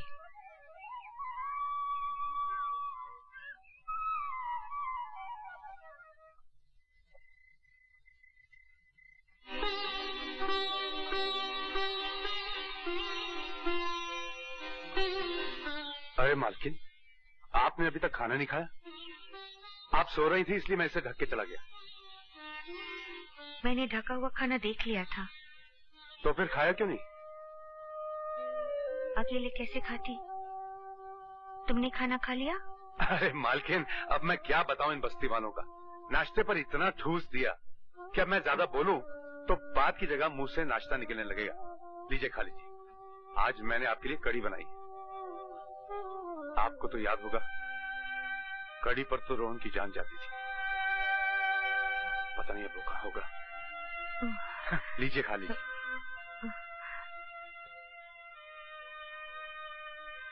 अच्छा, तुम मेरे लगते कौन हो जो मेरा इतना ख्याल रखते हो? लगता तो मैं आपका कोई भी नहीं हूँ, पर इस भरी पूरी दुनिया में आपके सिवा मेरा कोई है भी नहीं। और आपको मैं याद ही नहीं आ रहा हूं। मैं रवि हूं, मालकिन रवि। याद कीजिए, आप राइडिंग किया करती थी और मैं आपके घोड़े, ट्रैक्टर और फार्म हाउस की देखभाल किया करता था। मैं वही वाला रवि हूं। और मेरे साथ मेरा एक छोटा भाई हुआ करता था, रोहन। आप उसका बहुत देखभाल किया करती थी और आपने उसका ख्याल रखने का वादा भी किया था। याद कीजिए, जब आप मिलने आई थी मुझे। मैं तुम्हें कहाँ मिलने आती थी? चिंता मत कीजिए मालकिन, शीशे की चीजें टूटती रहती है। तुम मुझे मालकिन मालकिन क्यों बोलते रहते हो? क्योंकि आप मेरी मालकिन हैं। अच्छा, और मैं क्या क्या हूँ? मेरा मतलब, और किसी की भी तो मैं कुछ लगती होंगी। क्यों नहीं? आपका इतना बड़ा घर था कि क्या बताऊं। आप और मालिक दोनों अकेले। टुम्पा तो हॉस्टल में रहा करती थी। ये टुम्पा कौन? नमस्ते। नमस्ते। मैं स्टूडेंट्स की किताबों का शुक्रिया अदा करने आई थी। बैठी ना। और हाँ, ये बिल्कुल वैसी किताब है, BAT bat, CAT cat, RAT rat, जो आप मुझे पढ़ाया करती थी। और ये रैट तो आपने झल्लाकर मुझसे 100 मर्तबा लिखवाया था। और आपने कहा था कि Ravi, You are a rat, तुम चूहे हो। एक्सक्यूज मी और पार्डन मी, ये भी आप कहा करती थी। आप कहती थी कि रवि, किसी की बात काटनी हो तो पहले एक्सक्यूज मी या पार्डन मी कहा करो। बात कोई खास नहीं कि खुरपी उठाई और काट दी। मेरा सर फटा जा रहा है, मुझे परेशान मत करो। मैं खुद चाहती हूँ कि मुझे सब कुछ याद आ जाए, मगर कुछ याद नहीं आता तो मैं क्या करूँ? ठीक है, आप लेट जाइए, अब मैं आपको परेशान नहीं करूँगा।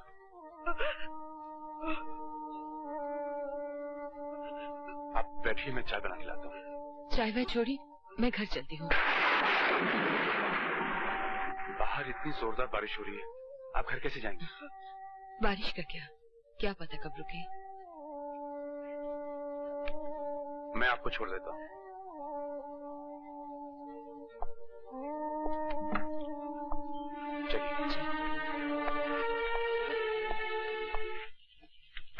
एक बात पूछूं?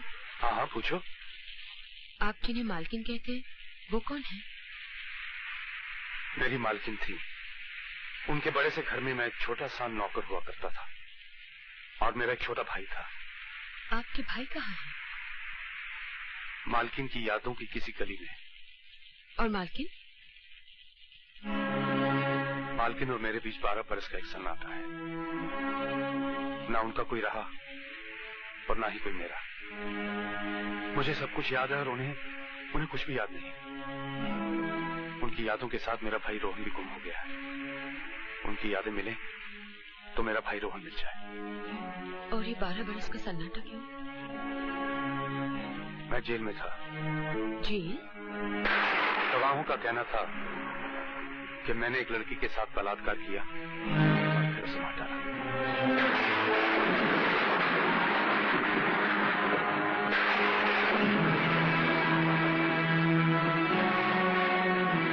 जज ने मेरी बात नहीं मानी और मेरे पास अपनी बेगुनाही साबित करने के लिए ना कोई सबूत था और ना ही कोई गवाह। तुम्हारा जी चाहे तो जज की बात मान लो और जी चाहे तो मेरी।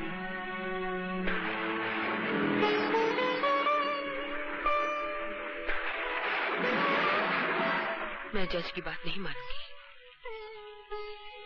चलो, मेरी बेगुनाही को मानने वाले 1 से 2 हो गए।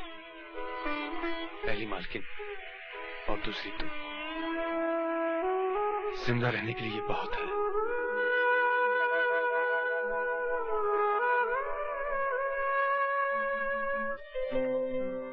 स्माइल, थोड़ा सा और स्माइल करो ना। और थोड़ा सा। तुम मेरी तस्वीर खींच रहे हो या मेरी दांतों की? बात हो गया, चलो चलकर कहीं बैठते हैं। चलो चलो। वासु, तुम मुझसे प्यार करते हो? ये कैसा सवाल है? बोलो ना। हाँ, अपनी जान से भी ज्यादा प्यार करता हूँ, बहुत प्यार करता हूँ। लेकिन तुम मुझसे प्यार क्यों करते हो? क्योंकि तुम दुनिया की सबसे बदसूरत लड़की हो। क्या? हाँ, अरे जो भी मैं कहूँ उसका एकदम उल्टा समझ लेना। मैं तो किसी दूसरी लड़की की तरफ आंख उठा के भी नहीं देखूंगा। सच? सच। तुम वहाँ क्या देख रही हो? वो जो लोग खड़े हैं ना, वो हिंदुस्तान की सबसे खूबसूरत लड़की को देख रहे हैं, जो इस साल मिस इंडिया चुनी गई है। क्या कह रही हो? नहीं। अच्छा, मैं भी आया।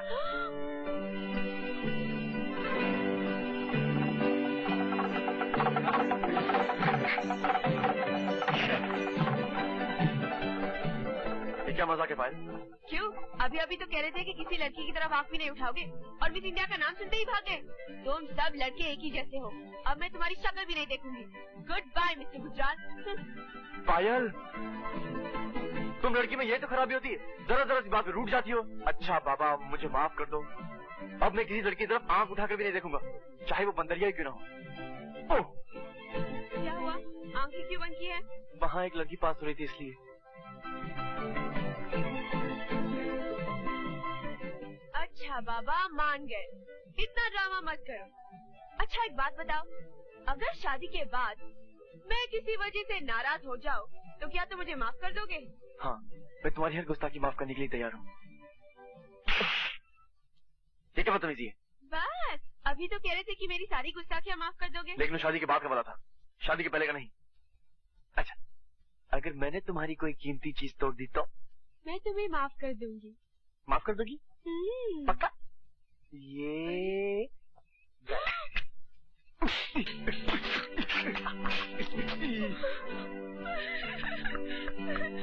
तुमने क्या कर दिया? डैडी ने मुझे प्रेजेंट दिया था। अरे अभी अभी तो तुमने कहा था कि अगर मैं तुम्हारी कोई कीमती चीज तोड़ दूं तो तुम मुझे माफ कर दोगी, और अभी अभी तुम रोने लगी। अच्छा। अरे कहाँ जा रही हो? अगर मैं इस बोतल से बियर पी लूं तो आपको कोई एतराज है? वैसे तो मैं पीती नहीं। नहीं? मुझे कोई एतराज नहीं है। एक क्या तो पी जाओ, ऐसे होना चाहिए। तुम कोई गलती करो मैं तुम्हें माफ कर दूं, मैं कोई गलती करूं तुम मुझे माफ कर दो, इसी को तो प्यार कहते हैं। Very good. पियो पियो पियो, एक घुट में पूरी पी जाओ, पियो। हाँ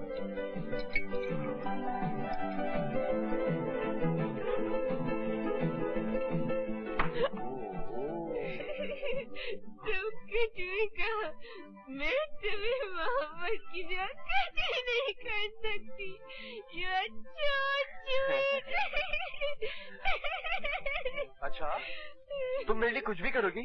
कुछ भी। अगर मैं तुमसे कहूँ कि पानी में कूद जाओ तो तुम पानी में कूद जाओगी? तुम्हारे लिए अपनी जान भी दे दूंगी।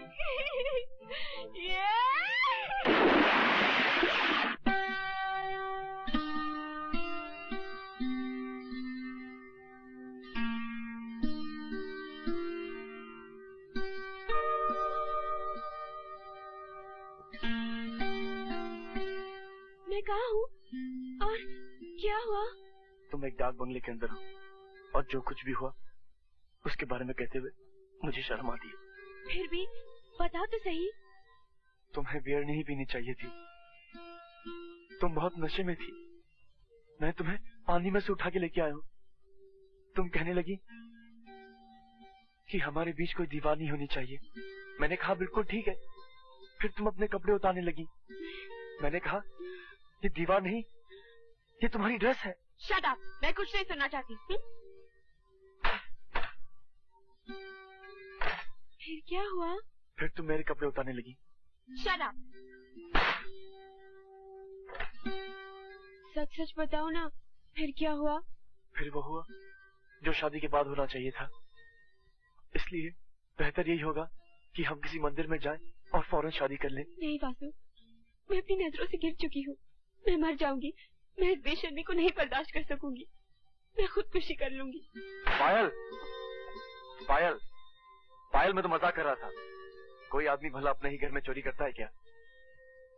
इतना घटिया मजाक मैं तुम्हारी शक्ल भी देखना नहीं चाहती। हाँ? बहुत खूब योर ऑनर। मतलब ये कि अपनी प्राइम विटनेस यानी अपनी इकलौती विटनेस को ये लोग लोकेट करने की कोशिश कर रहे हैं, मगर मैं तो ये कहूंगा कि ये विटनेस लोकेट हो ही नहीं पाएगी क्योंकि ये बलात्कार हुआ ही नहीं।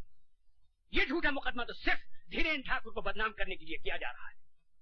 और रही इस सती सावित्री की बात, तो उसका पता तो बहुत से लोगों के पास होगा। आई सबमिट योर ऑनर कि जब तक ये औरत इस अदालत में पेश नहीं की जाती, मैं ये मानने को तैयार नहीं कि ये बलात्कार हुआ। और मेरी गुजारिश है कि इस मुकदमे को खारिज कर दिया जाए। मैं सरकार को 10 दिन की मोहलत देता हूँ। अगर अगली तारीख पर उस औरत को अदालत में ना पेश किया गया तो मैं ये मुकदमा डिसमिस कर दूंगा। Fantastic sir. मुकदमा ऐसे जीता जाता है। वासु, तुम्हारे गर्लफ्रेंड की फोटो तो बहुत अच्छी आई है, लेकिन उसके साथ तुम्हारे कैमरे ने एक कत्ल को भी रिकॉर्ड कर लिया है। क्या मतलब? इस फोटो में एक आदमी एक लड़की का गला दबा रहा है?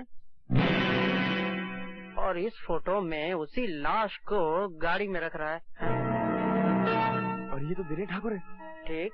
मिस्टर गुजराल से, अरे मिस्टर गुजराल से उस दिन कोर्ट में डिफेंड कर रहे थे। इसका मतलब ये? जी हाँ। अरे वासु, तू यहाँ? आज तो रास्ता कैसे भूल गए? तेरे बगैर घर बड़ा सुना लगता है। दिल में तो रहता हूँ ना। आमा बैठ। ये ले फोटोग्राफ, मिस्टर गुजराल को देना और उनसे कहना कि धीरेन्द्र ठाकुर जैसे कमीने इंसानों का केस ना लिया करें। क्या बात क्या है? वो जो फोटोग्राफ देखेंगे ना तो खुद समझ आएंगे कि सच्चाई क्या है। झूठ मत बोलिए। ये तस्वीर देखी आपने? अब मेरी बात सुनिए। मैं कोई धर्मात्मा नहीं हूँ, मगर ऐसे गंदे केसेस मैं कभी नहीं देता।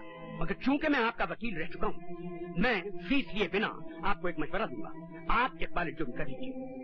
फॉर ए चेंज सच बोल जाइए तो हो सकता है कि फांसी की जगह आपको उम्र कैद हो जाए। मैं आपको 24 घंटे की मोहलत देता हूँ। तब तक आपने इकबाल जुर्म नहीं किया तो मैं इस तस्वीर का नेगेटिव खुद पुलिस के हवाले कर दूंगा। समझे? आज आपने मेरी आंखें खोल दी गुजराल साहब। मैं तो इस योग्य भी नहीं कि मनुष्य कहा जाऊं। जानवरों में मुझे फांसी की सजा मिलनी चाहिए। मुझे 24 घंटे की मोहलत मत दीजिए गुजराल साहब। मुझे अभी पुलिस स्टेशन ले चलिए ताकि वहां जाके मैं अपना कन्फेशन कर लूं। हो सकता है 24 घंटे के भीतर मेरे अंदर का राक्षस जाग बैठे और मुझे फिर से बहका दे। मैं आपके आगे हाथ जोड़ता हूँ गुजराल साहब, मुझे अभी ले चलिए और अपने सामने एक बार जुर्म करवा दीजिए। मैं आपका ये एहसान नई जिंदगी में भूलूंगा ना अगले जन्म में। गुजराल साहब प्लीज प्लीज मुझे ले चलिए। ठीक है, चलता हूँ। मैं तो उस आदमी का भी शुक्रिया अदा करना चाहूंगा जिसने आपको ये तस्वीरें दी। कौन है वो देवता? Vasudev. Hello hello Mrs Gujral, मैं धीरेन ठाकुर बोल रहा हूँ। आपके पति परमेश्वर इस वक्त मेरे कब्जे में है और मेरे कुछ नेगेटिव आपके चहेते बेटे वासुदेव गुजराल के पास है। अगर आप अपने पति की खैरियत चाहती हैं तो वो नेगेटिव्स अपने बेटे के हाथ मुकेश में भेज दीजिए, समझी? हाँ, एक बात और सुनिए, पुलिस को इन्फॉर्म करने की बेवकूफी मत कीजिएगा। हो सकता है कि मुझे जेल हो जाए, हो सकता है कि मुझे फांसी भी हो जाए। मैं आपके हाथ सिर्फ आपके पति की लाश आएगी।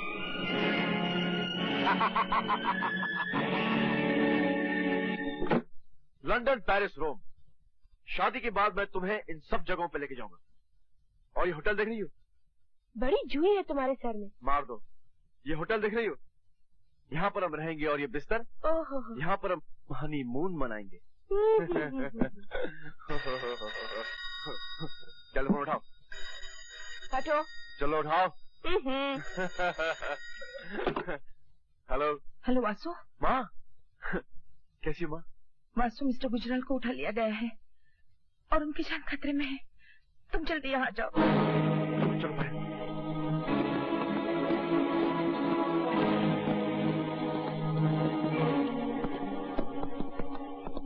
मिस्टर गुजराल किडनैप हो गए? हाँ। मगर क्यों? उन लोगों ने मुझे धमकी दी है कि वो तुम्हारे वाले नेगेटिव और उसके सारे प्रिंट्स अगर उन्हें नहीं दिए गए तो वो। रोइए मत मामी, किसी को मार डालना खिलवाड़ थोड़ी है। खिलवाड़ है पायल, मगर तू रो मत माँ। मैं मिस्टर गुजराल को बचाकर तेरे पास ले आने का वादा करके जा रहा हूँ। और जब एक बेटा अपनी माँ से वादा करता है तो उसे पूरा करता है, या फिर उस वादे को निभाने की कोशिश में मर जाता है। आओ पायल।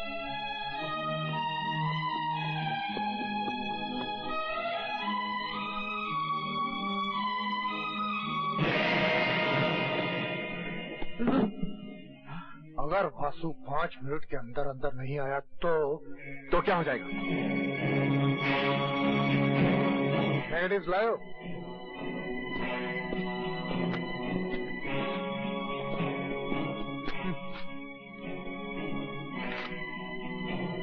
ये क्या है? इस कागज से अपना काला मुंह साफ कर।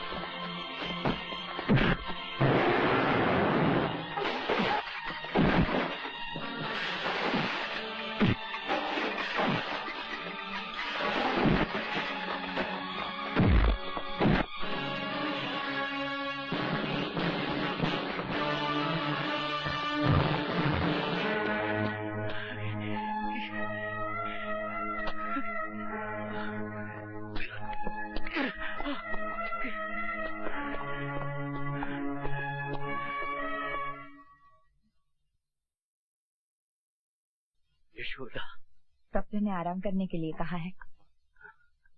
भगवान तुम्हारी उम्र लंबी करे। तुमने जो कुछ भी मेरे लिए किया है मैं उसे जिंदगी भर भूल नहीं सकती। ये तो मेरा फर्ज था माँ। अच्छा, अब मिस्टर गुजराल ठीक ठाक है, मैं चलता हूँ। तुमसे ये किसने कह दिया कि गुजराल साहब ठीक ठाक है? गुजराल साहब तो मर गए बेटे। वो तो तुम्हारे डैडी हैं। आपको ये वर्ड सुनने की आदत नहीं है मिस्टर गुजराल। मैं तो आपको डैडी कहने के लिए तरस गया था, मगर आप ही ने मुझे कहने नहीं दिया। मुझे माँ की गोद तो मिल गई, मगर आपका साया नहीं मिला और मैं धूप में जीने का आदी हो गया। अब अगर मैं आपको डैडी कहना भी चाहूं तो क्या पता मुझे कहना आएगा भी या नहीं। कह के देखो बेटा। हाँ बेटे, ये समझ लो कि तुम्हारे डैडी कहीं बाहर गए हुए थे, आज वापस आ गए। इस लफ्ज की आवाज सुनने को मेरे कान तरस गए।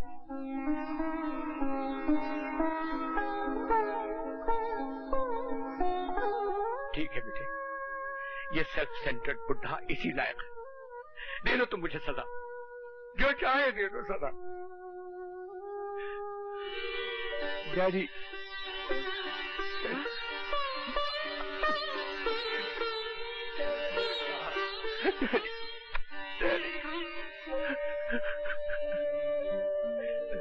अब क्यों रोते हो? अभी तक तुम एक अधूरे खानदान के अधूरे बेटे थे। माँ थी मगर बाप नहीं था, आज तो बाप भी मिल गया। नहीं, मैं अब भी अधूरा हूँ। आप तो मिल गए, लेकिन भैया अब तक नहीं मिले। मिल जाएंगे बेटे, मिल जाएंगे। जैसे तुम्हें तुम्हारे डैडी मिल गए, वैसे तुम्हारे भैया भी मिल जाएंगे और हमारा खानदान पूरा हो जाएगा। रो मत। अच्छा ये बताओ कि ये फूल जैसी लड़की कौन है? ये पायल है। मतलब ये कि क्यों मासू? भाई ये मेरा घायल होना तो बहुत मुबारक हुआ। पहले बेटा मिल गया और अब बहू। मैं तो यहाँ से निकलते ही तुम्हारे डैडी के साथ बात करूंगा और बात पक्की करूंगा। चटमंगनी पटिया। अच्छा वासु, एक बात बताओ, मेरी ऐसी कौन सी चीज थी जो तुम्हें भा गई और तुम मुझ पर फिदा हो गए? पायल, सच पूछो तो तुम्हें कोई भी अच्छी चीज नहीं है। न जाने मैं तुम्हें अपना दिल क्यों दे बैठा। अगर ऐसी बात है तो मैं तुम्हारी शक्ल नहीं देखूंगी। अरे भड़को नहीं। अब मैं सोचता हूँ तो महसूस करता हूँ कि तुम्हारी काफी चीजें अच्छी। मसलन तुम्हारे लंबे लंबे खूबसूरत बाल, और तुम्हारी ये गोरी गोरी पेशानी, और तुम्हारी झील सी नीली आंखें जिनमें डूब जाने को जी करता है, और तुम्हारी ये 2 गुलाबी होंठ। तुमने मेरी नाक के बारे में कुछ नहीं कहा। हाँ, और तुम्हारी ये 1.5 फुट लंबी नाक। वासु, ऐसी बकवास करोगे तो पिट जाओगे। अच्छा बाबा, तुम्हारी ये सुराईदार गर्दन, और तुम्हारे ये 2 बड़े बड़े।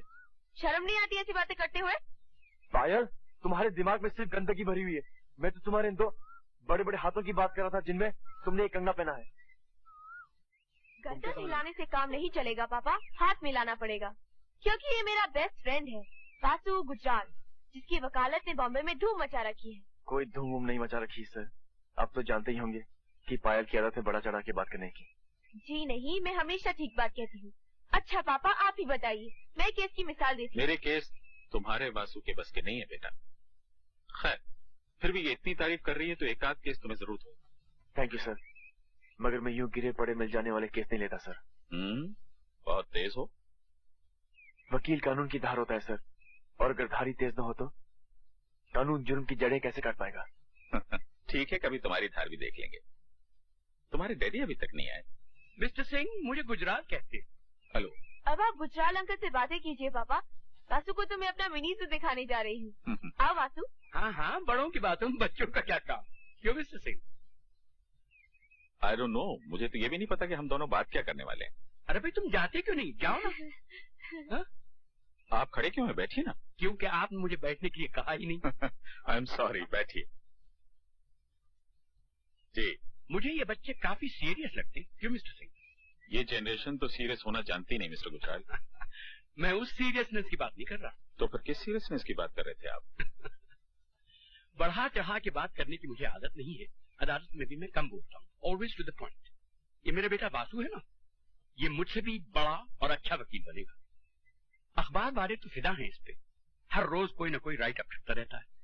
रत्नाबाई रोडवेज का जो कॉम्पेंसेशन केस था ना, वो मेरे बेटे वासु ने ही जीता था। उन हरामियों के हलक से उसने कॉम्पेंसेशन उगलवा ही किया। तो ये वो वाला वासु गुजराल है? 100%। और एक पॉलिटिकल लीडर की कातिलाना चालों से भी इसने मुझे बचाकर निकाल दिया। खैर छोड़िए इन बातों। वासु मेरा सगा बेटा नहीं है। हुआ ये कि मेरी बीवी की एक सहेली जगदीशपुर में रहा करती थी। ये उनको वहीं दिखा। इसका बड़ा भाई वहां नौकर था, तो एक मर्डर और रेप केस में उसे सजा हुई। ये बेचारा रह गया, यतीम, छोटा सा, लावारिस। मेरी बीवी को तरस आया, उसने गोद ले लिया। कहने का मतलब ये कि मेरा खून का नहीं है, मगर हमारा ब्लड ग्रुप एक है, और अगर ये मेरा सगा बेटा भी होता तो मैं इससे इतनी ज्यादा मोहब्बत न करता। ब्लड तो अब कौन मानता है गुजराल साहब। पेरेंट्स का फर्ज तो ये है कि वो अपने बच्चों की खुशी चाहे। तो फिर पंडितों की जबान में इसका मुहूर्त निकलवा दूं? मेरी तरफ से तो बात पक्की है, लेकिन जरा फैमिली पुरोहित से पूछना पड़ेगा। Give me a couple of days. Sure. पंडितों के हुक्म के बगैर तो इस मुल्क में कंप्यूटर भी नहीं चलते। हम आप क्या करेंगे? अरे गुस्सा थूक भी दो। गुस्सा थूक कैसे दूं? वो हरामजादा मेरी बेटी से शादी करेगा। ये किस पे फूफा कर रहे हो भाई? जरा इन पर अपनी मुस्कान की वर्षा तो करना रत्ना, क्योंकि मैं इनसे ये कहता हूँ कि अनशन लोगों से मिलने क्यों लगे? कौन अनशन लोग? वही दोनों जो अभी अभी यहाँ से गए। अब तुम मेरे दुश्मनों से दोस्ती करोगे तब तो फिर बात नहीं जमेगी। अरे भाई, उन्हीं हरामजादों पर तो अब तक मेरा खून खौल रहा है। उस लौंडे की हिम्मत तो देखो, मेरी बेटी से शादी करेगा। मेरे टुकड़ों पर पलने वाला वो शख्स मेरी बेटी से शादी करेगा।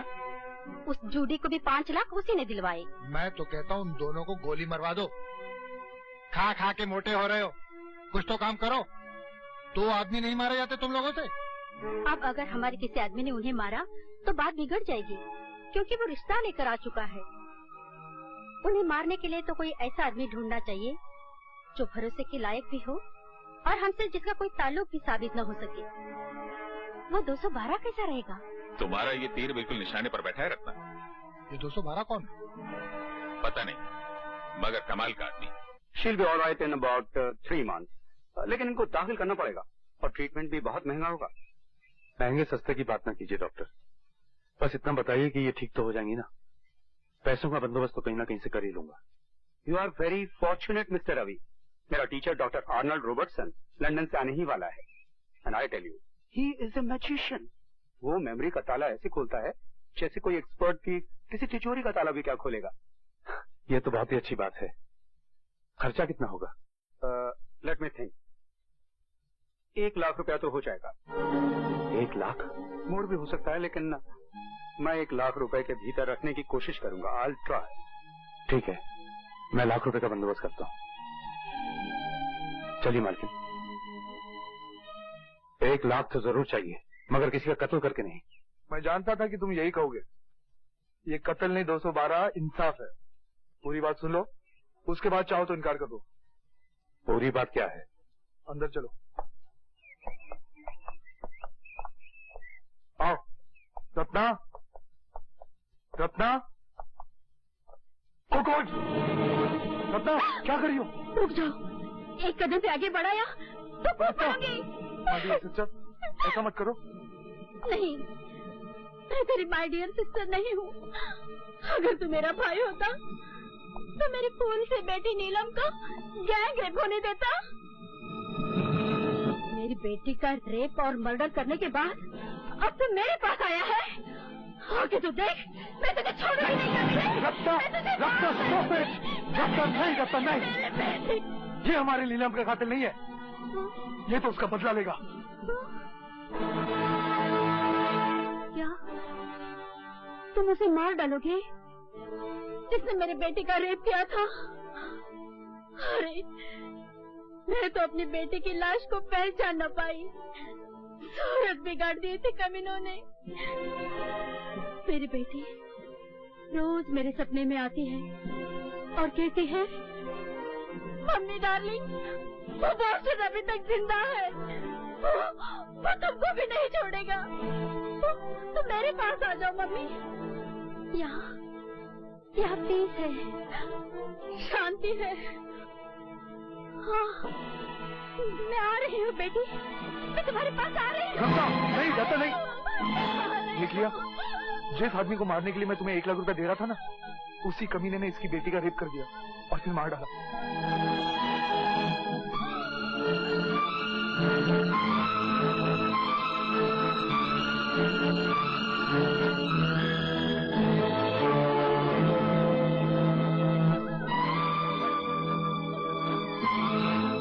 भाई अगर तुम कत्ल नहीं कर सकते तो ठीक है। कौन है वो जानवर? उसका नाम है वासुदेव गुजराल। वासुदेव गुजराल।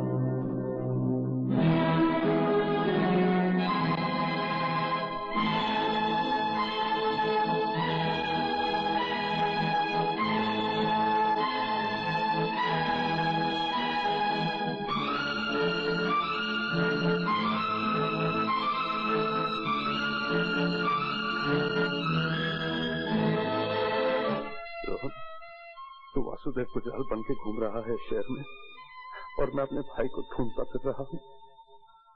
और मेरे कदमों से भी देख, तुझे खोज भी रहा था और तुझी को मारने भी आ गया। मुझे माफ कर दे रोहन, मुझे माफ कर दे। अब मैं तो इस शहर में भी नहीं रहूंगा। किसी को ये ना पता चल जाए कि तू सदा याद रवि का छोटा भाई है। तू वासुदेव गुजराल बन के ही रह मेरे रोहन, तू वासुदेव गुजराल बन के ही रह।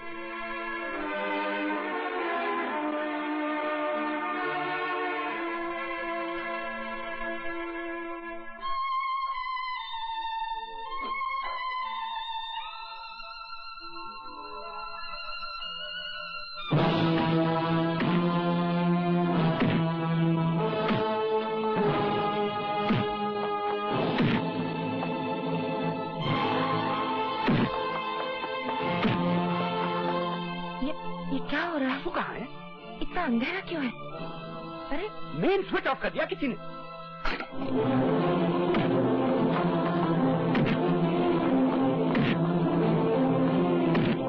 वासु, वासु, रुक जाओ बेटे, इसे और मत मारो। ये अपने आप को डिफेंड नहीं कर रहा, केस बिगड़ जाएगा। ये मुझे धीरेन ठाकुर का आदमी लग रहा है। वो है बड़ा काइया, कितनी तैयारी के साथ भेज रहे थे। तुम इसे फौरन पुलिस के हवाले कर दो। तुझे तो मैं कम से कम 10 बरस के लिए जेल भिजवाऊंगा। 2 साल कम क्यों कर दिए वकील साहब? इसे मैंने कहाँ देखा है? प्लीज यशोदा। नहीं, मैं सच कह रही हूँ, ये चेहरा मेरा देखा हुआ है। रेणुका जी, आपका रवि फिर गिरफ्तार हो गया। मेरा रवि? मेरा तो कोई है ही नहीं। वो रवि रेणुका जी, रवि जो आपकी सेवा कर रहा है। उस पर कत्ल करने की कोशिश का इल्जाम लगा है। क्या आपका रवि किसी का कत्ल कर सकता है? मगर रवि है कौन? अपनी याददाश्त की खिड़कियां खोली रेणुका जी। आप गांधारी की तरह बंधी हुई अपनी आंखों पर खोई हुई याददाश्त की पट्टी खोलने की कोशिश तो कीजिए। मैं जा रही हूँ उसकी जमानत करवाने। भगवान के लिए अपनी जिंदगी की उलझी हुई जोड़ का सिरा खोज लीजिए रेणुका जी। ये कई जिंदगियों का सवाल है।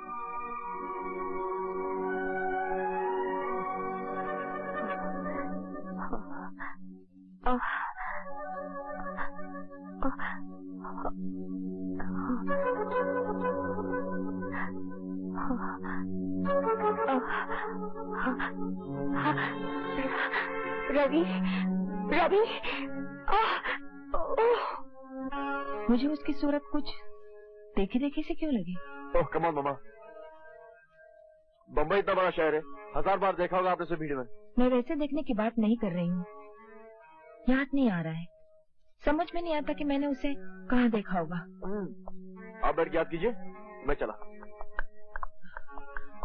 थैंक गॉड कि आप मिल गए। बात क्या है विद्या? आप मम्मी को बात बताइए, मैं जरा जल्दी में हूँ। प्लीज मिस्टर गुजराल, काम तो आपकी से है। अच्छा, तो फिर आप मेरे साथ चलिए, मुझे रास्ते में बताइए। आप जा किधर रहे हैं? मैं जा रहा हूँ वर्ली पुलिस स्टेशन। तो ठीक है, क्योंकि मैं भी आपको वही ले जाने आई थी, एक बेगुनाह आदमी की जमानत करवाने। अच्छा, तो आप खड़ी क्यों हैं? चलिए चलिए ना। बाय माँ। बाय। आइए मिस्टर गुजराल, आइए आइए। कैसे आप? अरे रेणुका जी, आप यहाँ क्या कर रही हैं? मिस्टर गुजराल, ये आपके क्रिमिनल की जमानत देना चाहती है। मैंने बहुत समझाया इन्हें कि वो एक मुजरिम है, सजा याफ्ता। सजा याफ्ता? वही तो मैं कह रहा हूँ साहब, और सजा भी एक महीने या एक दिन की नहीं, 12 साल। सजा कटने का मतलब ये तो नहीं होता इंस्पेक्टर साहब कि आदमी गुनहगार भी था। सजा का क्या, अब 4 झूठे गवाह खड़े कर दीजिए, सजा हो जाएगी। मगर आप जिसे मुजरिम कह रहे हैं उसे जानते नहीं। जिस जज ने उसे 12 साल की सजा दी वो भी उसे नहीं जानता था। वो तब भी निर्दोष था जब उसे 12 साल की सजा हुई थी, और वो अब भी निर्दोष है। लीजिए, आपका निर्दोष आ गया। रवि, मालकिन आप? तुम बिल्कुल ना घबराना। एक बार मेरे होते हुए तुम्हारे साथ अन्याय हो गया है और मैं कुछ ना कर सकी, मगर मैं दोबारा तुम्हारे साथ अन्याय नहीं होने दूंगी। मालकिन, ऐसा लगता है भगवान की दया से आप ठीक हो गई। हाँ, भगवान ने मुझे तुम्हारे लिए ठीक किया है। जो मैं ना ठीक होती तो तुम्हें उस जमानत का पता कौन बताता जो मेरे पास थी। अब तो आप ठीक हो गई ना मालकिन? हाँ। आराम से पूछ लूंगा, जल्दी क्या है? हाँ। और मैं जमानत की कसम खा के कहता हूँ कि आज तक मैंने कभी ये नहीं सोचा कि आपने मेरी अमानत का ख्याल नहीं रखा होगा। जब आपको कुछ याद भी नहीं था तब भी मैं ये जानता था कि आपने मेरी चीज किसी अच्छी जगह रखी हो। पर बस बस, अब आप कुछ मत बोलिए मालकिन। अगर मैं कुछ ना बोलूंगी तो ये लोग मान कैसे लेंगे कि तुम निर्दोष हो? अच्छा, तुम ही बताओ, अपने छोटे भाई से प्यार करना क्या अपराध है? नहीं ना, मगर इसने तो उसी अपराध की सजा भुगती है, और अब तुम उसे फिर से जेल भिजवाना चाहते हो? मालकिन, यह अपराध मैंने किया है। मैंने इन पर हमला किया था, इसकी सजा मुझे मिलनी चाहिए। लेकिन तुम मुझे जानते भी नहीं, ना मेरी तुम्हारी दोस्ती ना दुश्मनी, फिर तुमने मुझ पर कातलाना हमला क्यों किया? ये सब छोड़ो भैया, मैंने तुम पर हमला किया था ना, तुम ऐसा करो, मुझे जेल नहीं फांसी पर चढ़वा दो। अरे कैसे फांसी पर चढ़ा देंगे? अरे भाई, तुम लोग इधर उधर की बात मत करो। मुझे लगता है तुम अपने उस भाई के बारे में जानना ही नहीं चाहते हो जो... भाई? हाँ, तुम ही बताओ, मैं कैसे चुप रहूंगी? इसके भाई का पता मेरे सिवा कोई जानता ही नहीं। अगर तुम्हें सुनना नहीं है तो मत सुनो, मगर मैं बताने चाह रही हूँ। मालकिन, तुम चुप रहो। तुम्हें मेरी सहेली मिसेस यशोदा गुजराल तो याद है ना? मैंने रोहन को उन्हीं के हवाले कर दिया था। बेटा बनाकर पाला होगा उसको मेरी यशोदा ने। अब तो वो इतना बड़ा हो गया होगा कि अगर वो हमारे सामने बैठा हो तभी ना उसे तुम पहचान पाओगे, ना ही मैं। मुझे पूरा यकीन है यशोदा ने उसे जरूर वकील बनाया होगा, क्योंकि मैंने उसे बता दिया था कि तुम रोहन को वकील बनाना चाहते हो। Mister Rohan Yadav, advocate. मगर मैंने उस बाल गोपाल का नाम वासुदेव गुजराल रखा है रेणुका। और मम्मा तो मैं हूँ बेटे, मगर ये जो आदमी जिसे तुम पुलिस रिमांड में दिलवाने आए हो मेरे भैया है।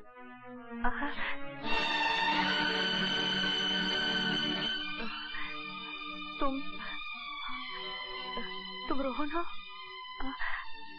अरे मेरे पैर नहीं, पाँव छू रवि के, जिन पैर पर जेल की 12 वर्ष की धूल है। नहीं नहीं नहीं नहीं, ये दोनों देवियां झूठ बोल रही हैं। मैं वो रवि यादव नहीं हूँ। मैं रवि यादव होता तो क्या अपने छोटे भाई की हत्या करने की सुपारी लेता? झूठ मत बोलिए भैया, जरा सोचिए, जिन हाथों को आप चुमा करते थे वही हाथ आप पर उठे। इन हाथों को तो मैं काट कर फेंक दूंगा। तू कौन होता है? तू कौन होता है मेरे रोहन के हाथ काटने वाला? हाँ, ए वासुदेव गुजराल, तू क्या समझता है कि मेरे रोहन के हाथ लावारिस है? तो भैया इन हाथों को अपने चरण छूने की इजाजत दीजिए।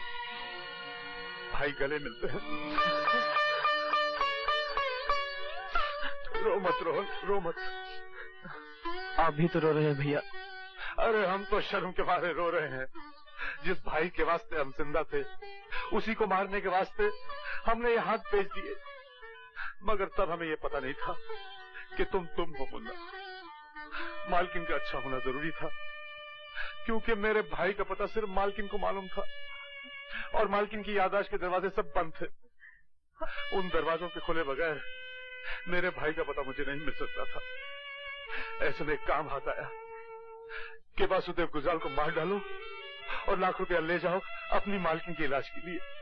तो मैं क्या करता? हम समझते हैं भैया। तुम कुछ नहीं समझते। जरा सोचो रोहन, अगर कल हमने तुम्हें पहचान न लिया होता तो कैसा अनर्थ हो जाता। तुम्हें मार डालते, 1 लाख रुपया ले आते और मालकिन का इलाज करवाते, और मालकिन कहती बदनसीब, जिसे मारकर तू मेरा इलाज करवा रहा है वही तो तेरा छोटा भाई था। लेकिन भैया, जब आपने मुझे पहचान लिया था तो मुझे बताया क्यों नहीं? क्या बताता कि तू वासुदेव गुजराल नहीं, रोहन यादव है, रवि यादव का भाई, जो अभी अभी 12 साल की सजा काटकर जेल से छूटा है। तो तेरी क्या रह जाती मुन्ना? इसका मतलब अगर मालकिन न बताती तो आप मेरी जिंदगी से यूं ही चुपचाप चले जाते। आपको पता है मैंने आपको ढूंढने की कितनी कोशिश की है, लेकिन सरकारी फाइलों की भीड़ में आपका कहीं पता न चला। मेरा पता न चला होता तो अच्छा ही हुआ होता मुन्ना। अब सारी दुनिया तुझे सजा याफ्ता रवि यादव का भाई कहेगी। भैया, आप तो सजा काट कर देवता बन गए, लेकिन मुझे छोटा भाई बनकर आदमी तो बन जाने दीजिए।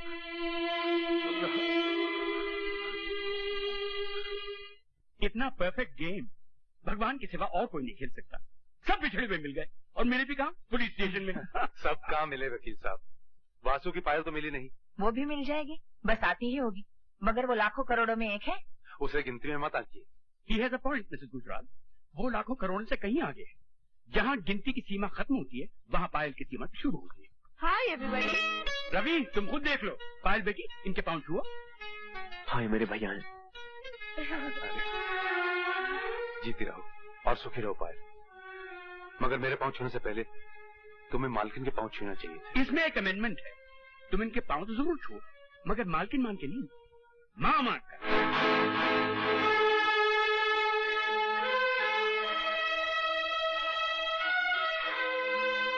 हाँ बेटी, ये जो मेरी रेणुका है ना, वो रवि के मालकिन तो जरूर है, मगर तेरी माँ है बेटी। मेरी माँ?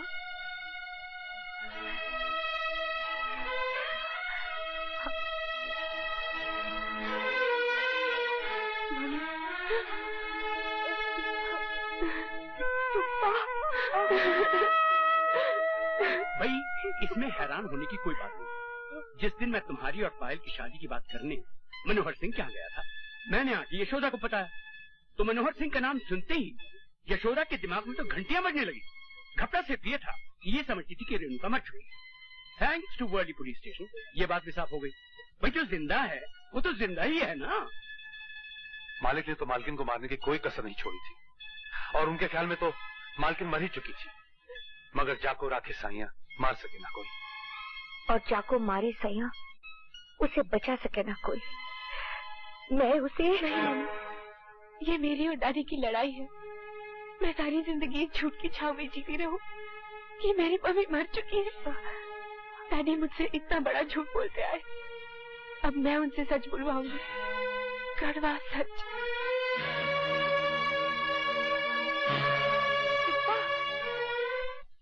आप उस लड़के को इतना आसान समझने की भूल न कीजिए सिंह साहब, वो आपके हलक में कांटा बन के अटक भी सकता है।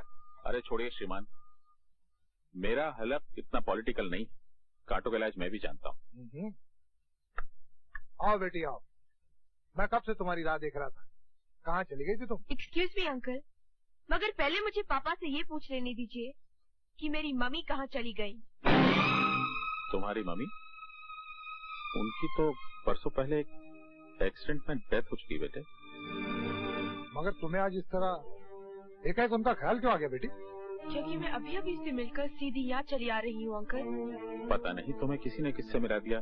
तुम्हारी मम्मी कब तक झूठ बोलेगा पापा? आपने उन्हें मारना चाहा, ये सच है, मगर वो बच गई, ये भी सच है। किसी ने यकीनन तुम्हारे कान भरे। एक्टिंग मत कीजिए पापा, मैं इस ड्रामे के हर कैरेक्टर से मिल चुकी हूँ। आपने एक बेगुनाह आदमी की जिंदगी बर्बाद कर दी और वो बेगुनाह आदमी 12 वर्ष जेल में सड़ाया गया। कौन बेगुनाह आदमी? रवि यादव। इन्होंने उस फरिश्ते पर रेप और मर्डर का केस चलवाया uncle. Shame on you papa. और आपकी इस चाल ने बेचारे रोहन की जिंदगी की जड़ें उखाड़कर एक तरफ फेंक दी।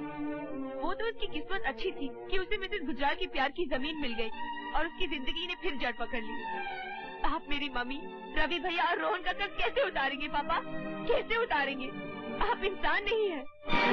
अगर आप रवि भैया रोहन की जिंदगी तबाह कर सकते हैं, अगर आप मेरी मम्मी को कत्ल करने की साजिश कर सकते हैं, तो अगर आपकी बेटी आपके राह में आए तो आप उसे भी हटा देंगे। ये मैं क्या सुन रहा हूँ मनोहर सिंह? अगर तुमने ये सब कुछ किया है तो बहुत ही बुरा किया है, और उसकी सजा ये है कि तुम्हारी बेटी तुम्हारे सामने तुम्हारे ही बारे में ये कड़वे सच बोले और तुम उसे चुपचाप सुनो। बोलिए पापा। देखो बेटी, तुम लीपापोती मत करो मनोहर सिंह। अगर तुम्हारे अंदर का आदमी जिंदा है तो इन पापों का प्रायश्चित करो। फोन उठाकर वासु का नंबर लगाओ और उसी से अपना कन्फेशन लिखाओ। तुम फोन करके वासु को बुलाओ बेटी। क्या पापा कन्फेस करेंगे अंकल? करेंगे कैसे नहीं? कहते क्यों नहीं पायल से कि फोन करके वासु को बुलाए? बुला लो बेटी।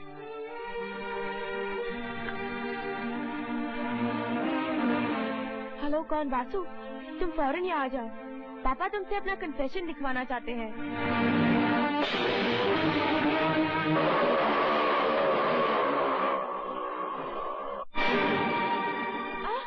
पापा, ये आप क्या कर रहे हैं?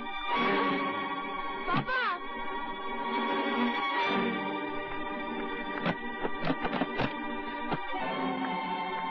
पापा, दरवाजा खोलो, खोलो दरवाजा। आओ वासुदेव आओ। यहाँ कोई अर्जुन तो है नहीं वासुदेव, फिर तुम गीता का उपदेश किसे दोगे? फिर भी तुम्हारा स्वागत है। मिस्टर सिंह, पायल कहाँ है? लगता है तहजीब और तमीज तो दुनिया से उठ गई है। मेरे टुकड़ों पर पलने वाले रवि यादव का भाई मुझसे सवाल कर रहा है, वो भी मालिक कहकर नहीं, मिस्टर सिंह कहकर, और मेरी बेटी से शादी भी करना चाहता है। कुत्ते और हिरनी की शादी नहीं हो सकती। और तुम सिर्फ कुत्ते ही नहीं हो, पागल कुत्ते हो। इसलिए इससे पहले कि मुझे या किसी और को काटो, तुम्हें मार डालना हर नागरिक का कर्तव्य है।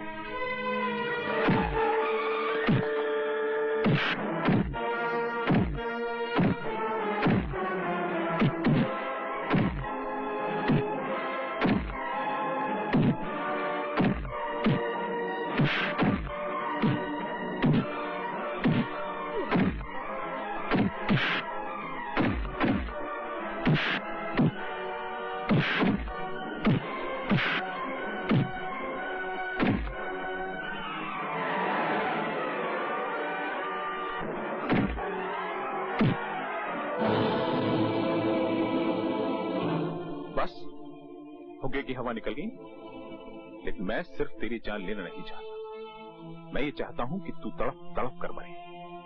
गुजरने वाला हर पल तुझसे कहे कि यमदूत तेरे पीछे पीछे आ रहे हैं। एक कलंदर से सुनी हुई एक कविता याद आ गई। सब ठाट पड़ा रह जाएगा जब लाज चलेगा बंजारा।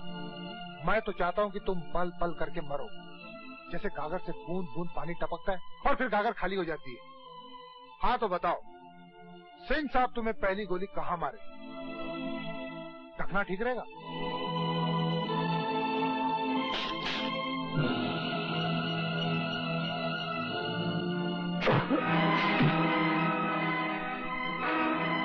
आप भी आ गए? नहीं आप नहीं, तुम भी आ गए? नहीं तुम भी नहीं, तू भी आ गया। तुम्हें मारने के लिए मुझे तो आना ही था। तुम पर बहुत सारे कर्ज हैं मनोहर सिंह। तुमने मेरी मालकिन को कत्ल करवाने की कोशिश की। तुम्हारी वजह से ये दर बदर हुई और एक शून्य में जीती रही। तुम्हारी वजह से मैंने 12 साल की जेल काटी और तुम्हारी वजह से मैंने अपने भाई के कत्ल की सुपारी ली। तुम्हारे पास जिंदगी भी एक है और मौत भी एक है। कैसे उतारोगे इतने सारे कर्ज? देखो, तुम्हारे सारे कर्ज खुआ खड़े हैं। जिंदगी में पहली बार बगैर कोई फीस लिए मैं तुम्हें कुछ लीगल एडवाइस दे रहा हूँ। जी चाहे तो मान देना। तुमने कभी न कभी हम सबको घायल किया है, हमें नहीं तो उन्हें जिन्हें हम चाहते हैं। इसलिए तुम हम सब के मुजरिम हो mister Singh. Now give the law chance, कानून को मौका दो एंड सरेंडर। सरेंडर? मैं? तुम तो बड़े बेवकूफ निकले मिस्टर गुजराल। लगता है कि दुप्पल में वकालत चलाई है। मैं अकेला दिखाई दे रहा हूं तो तुमने मान भी लिया कि मैं अकेला हूं। मेरे पास सिर्फ ये 2 ही हाथ नहीं है मिस्टर गुजराल, मेरे पास सैकड़ों हाथ है।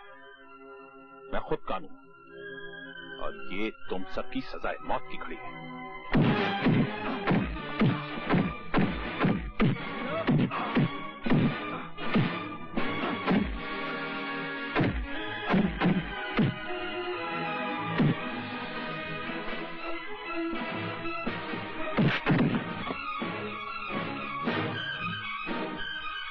छोड़ो मेरा हाथ।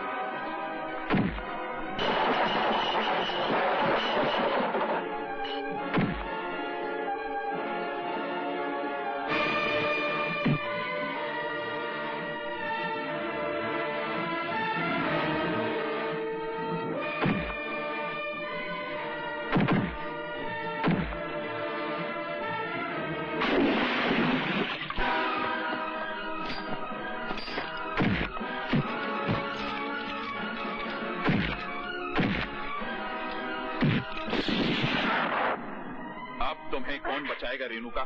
मालकिन को मैं बचाऊंगा मनोहर सिंह।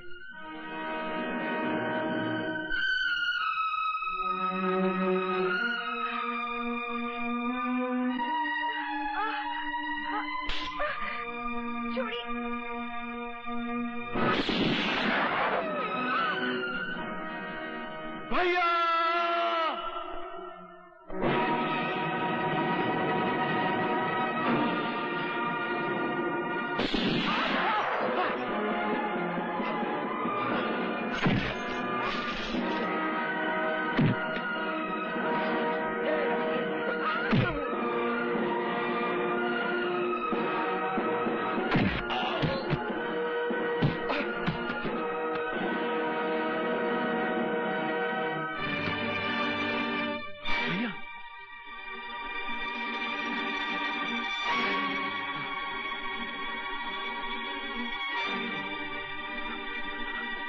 तुम्हें कौन बचाएगा? हाँ नहीं मालकिन नहीं, गोली मत चलाइए।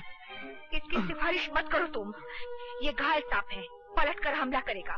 इसका मर जाना ठीक है। मालकिन, ये तो आपके पति हैं। तभी तो मैं इसे अपने हाथों से मारना चाहती हूँ। इसकी विधवा कहलाने से भी मेरा अपमान ही होगा, मगर वो अपमान इसकी पत्नी कहलाने से बहुत छोटा होगा। जरा सोचो तो, ये वो है जिसने अग्नि को साक्षी मानकर मेरे मान, सम्मान और मेरे जीवन की रक्षा करने की शपथ ली थी। मगर वो तो सब ठीक है मालकिन, लेकिन आप तो नारी हैं और नारी पृथ्वी होती है मालकिन। जीवन के अंकुर की रक्षा करने वाली, जीवन के अंकुर को पालने वाली, जिनाने वाली। अगर नारी जीवन की रक्षा करना छोड़ दे मालकिन, तो मानव जाति का कोई भी भविष्य नहीं रह जाएगा। इस आदमी को जिंदा रहने दीजिए मालकिन। इसका दंड यही होगा कि ये जिए, जीवन का पल पल मौत से भी ज्यादा जहरीला हो, ज्यादा कड़वा हो। ये तो मिलन की घड़ी है मालकिन। इस क्षण के माथे पर इसके मैले खून का तिलक मत लगाइए, मत लगाइए मालकिन। रवि, हथकड़ी लगाओ। चलो। रवि, मैं डॉक्टर को बुला रहा हूँ। नहीं नहीं वकील साहब, मेरा डॉक्टर मेरे पास है। रोहन मेरा डॉक्टर है और पायल मेरी दवा। तुम दोनों एक साथ कितने अच्छे लगते हो। विद्या, गुजराल साहब के पास यशोदा मैया है, मालकिन के पास उनकी यादें, लेकिन तुम अकेली रह गई हो। जिंदगी की उलझन में मैं तुम्हें यह बता ही नहीं पाया कि मेरी आत्मा सिंदूर लिए तुम्हारी मांग ढूंढ रही है। मैं तुम्हें वचन देता हूं, तुम्हारी मांग भरने के लिए मैं फिर जन्म लूंगा। मुझे छोड़ के मत जाओ भैया। रोहन, मैं तुम्हें छोड़ के नहीं जा रहा हूं। तू तो मेरी जान है। मैं रोज सूरज के साथ ये देखने के लिए आऊंगा कि तू कैसा है। मैं चांद के साथ रोज तेरे कमरे में झांकने के लिए आऊंगा कि तू ठीक से सोया है या नहीं। मैं तो सिर्फ दादा का शुक्रिया अदा करने जा रहा हूं। मैं फिर लौट के आऊंगा पायल की गोद में मालकिन का दुलार पाने के लिए, यशोदा मैया का आशीर्वाद लेने के लिए। रो मत रोहन, तो मुस्कुराते में बहुत अच्छा लगता है। मैंने भगवान के तो कभी दर्शन नहीं किए भैया, लेकिन अगर उन्हें कहीं देख लिया तो फौरन पहचान जाऊंगा, क्योंकि वो आप ही जैसे होंगे। भगवान को तो मैंने भी आज तक नहीं देखा। अब शायद आंखें बंद करूं तो दर्शन हो जाए।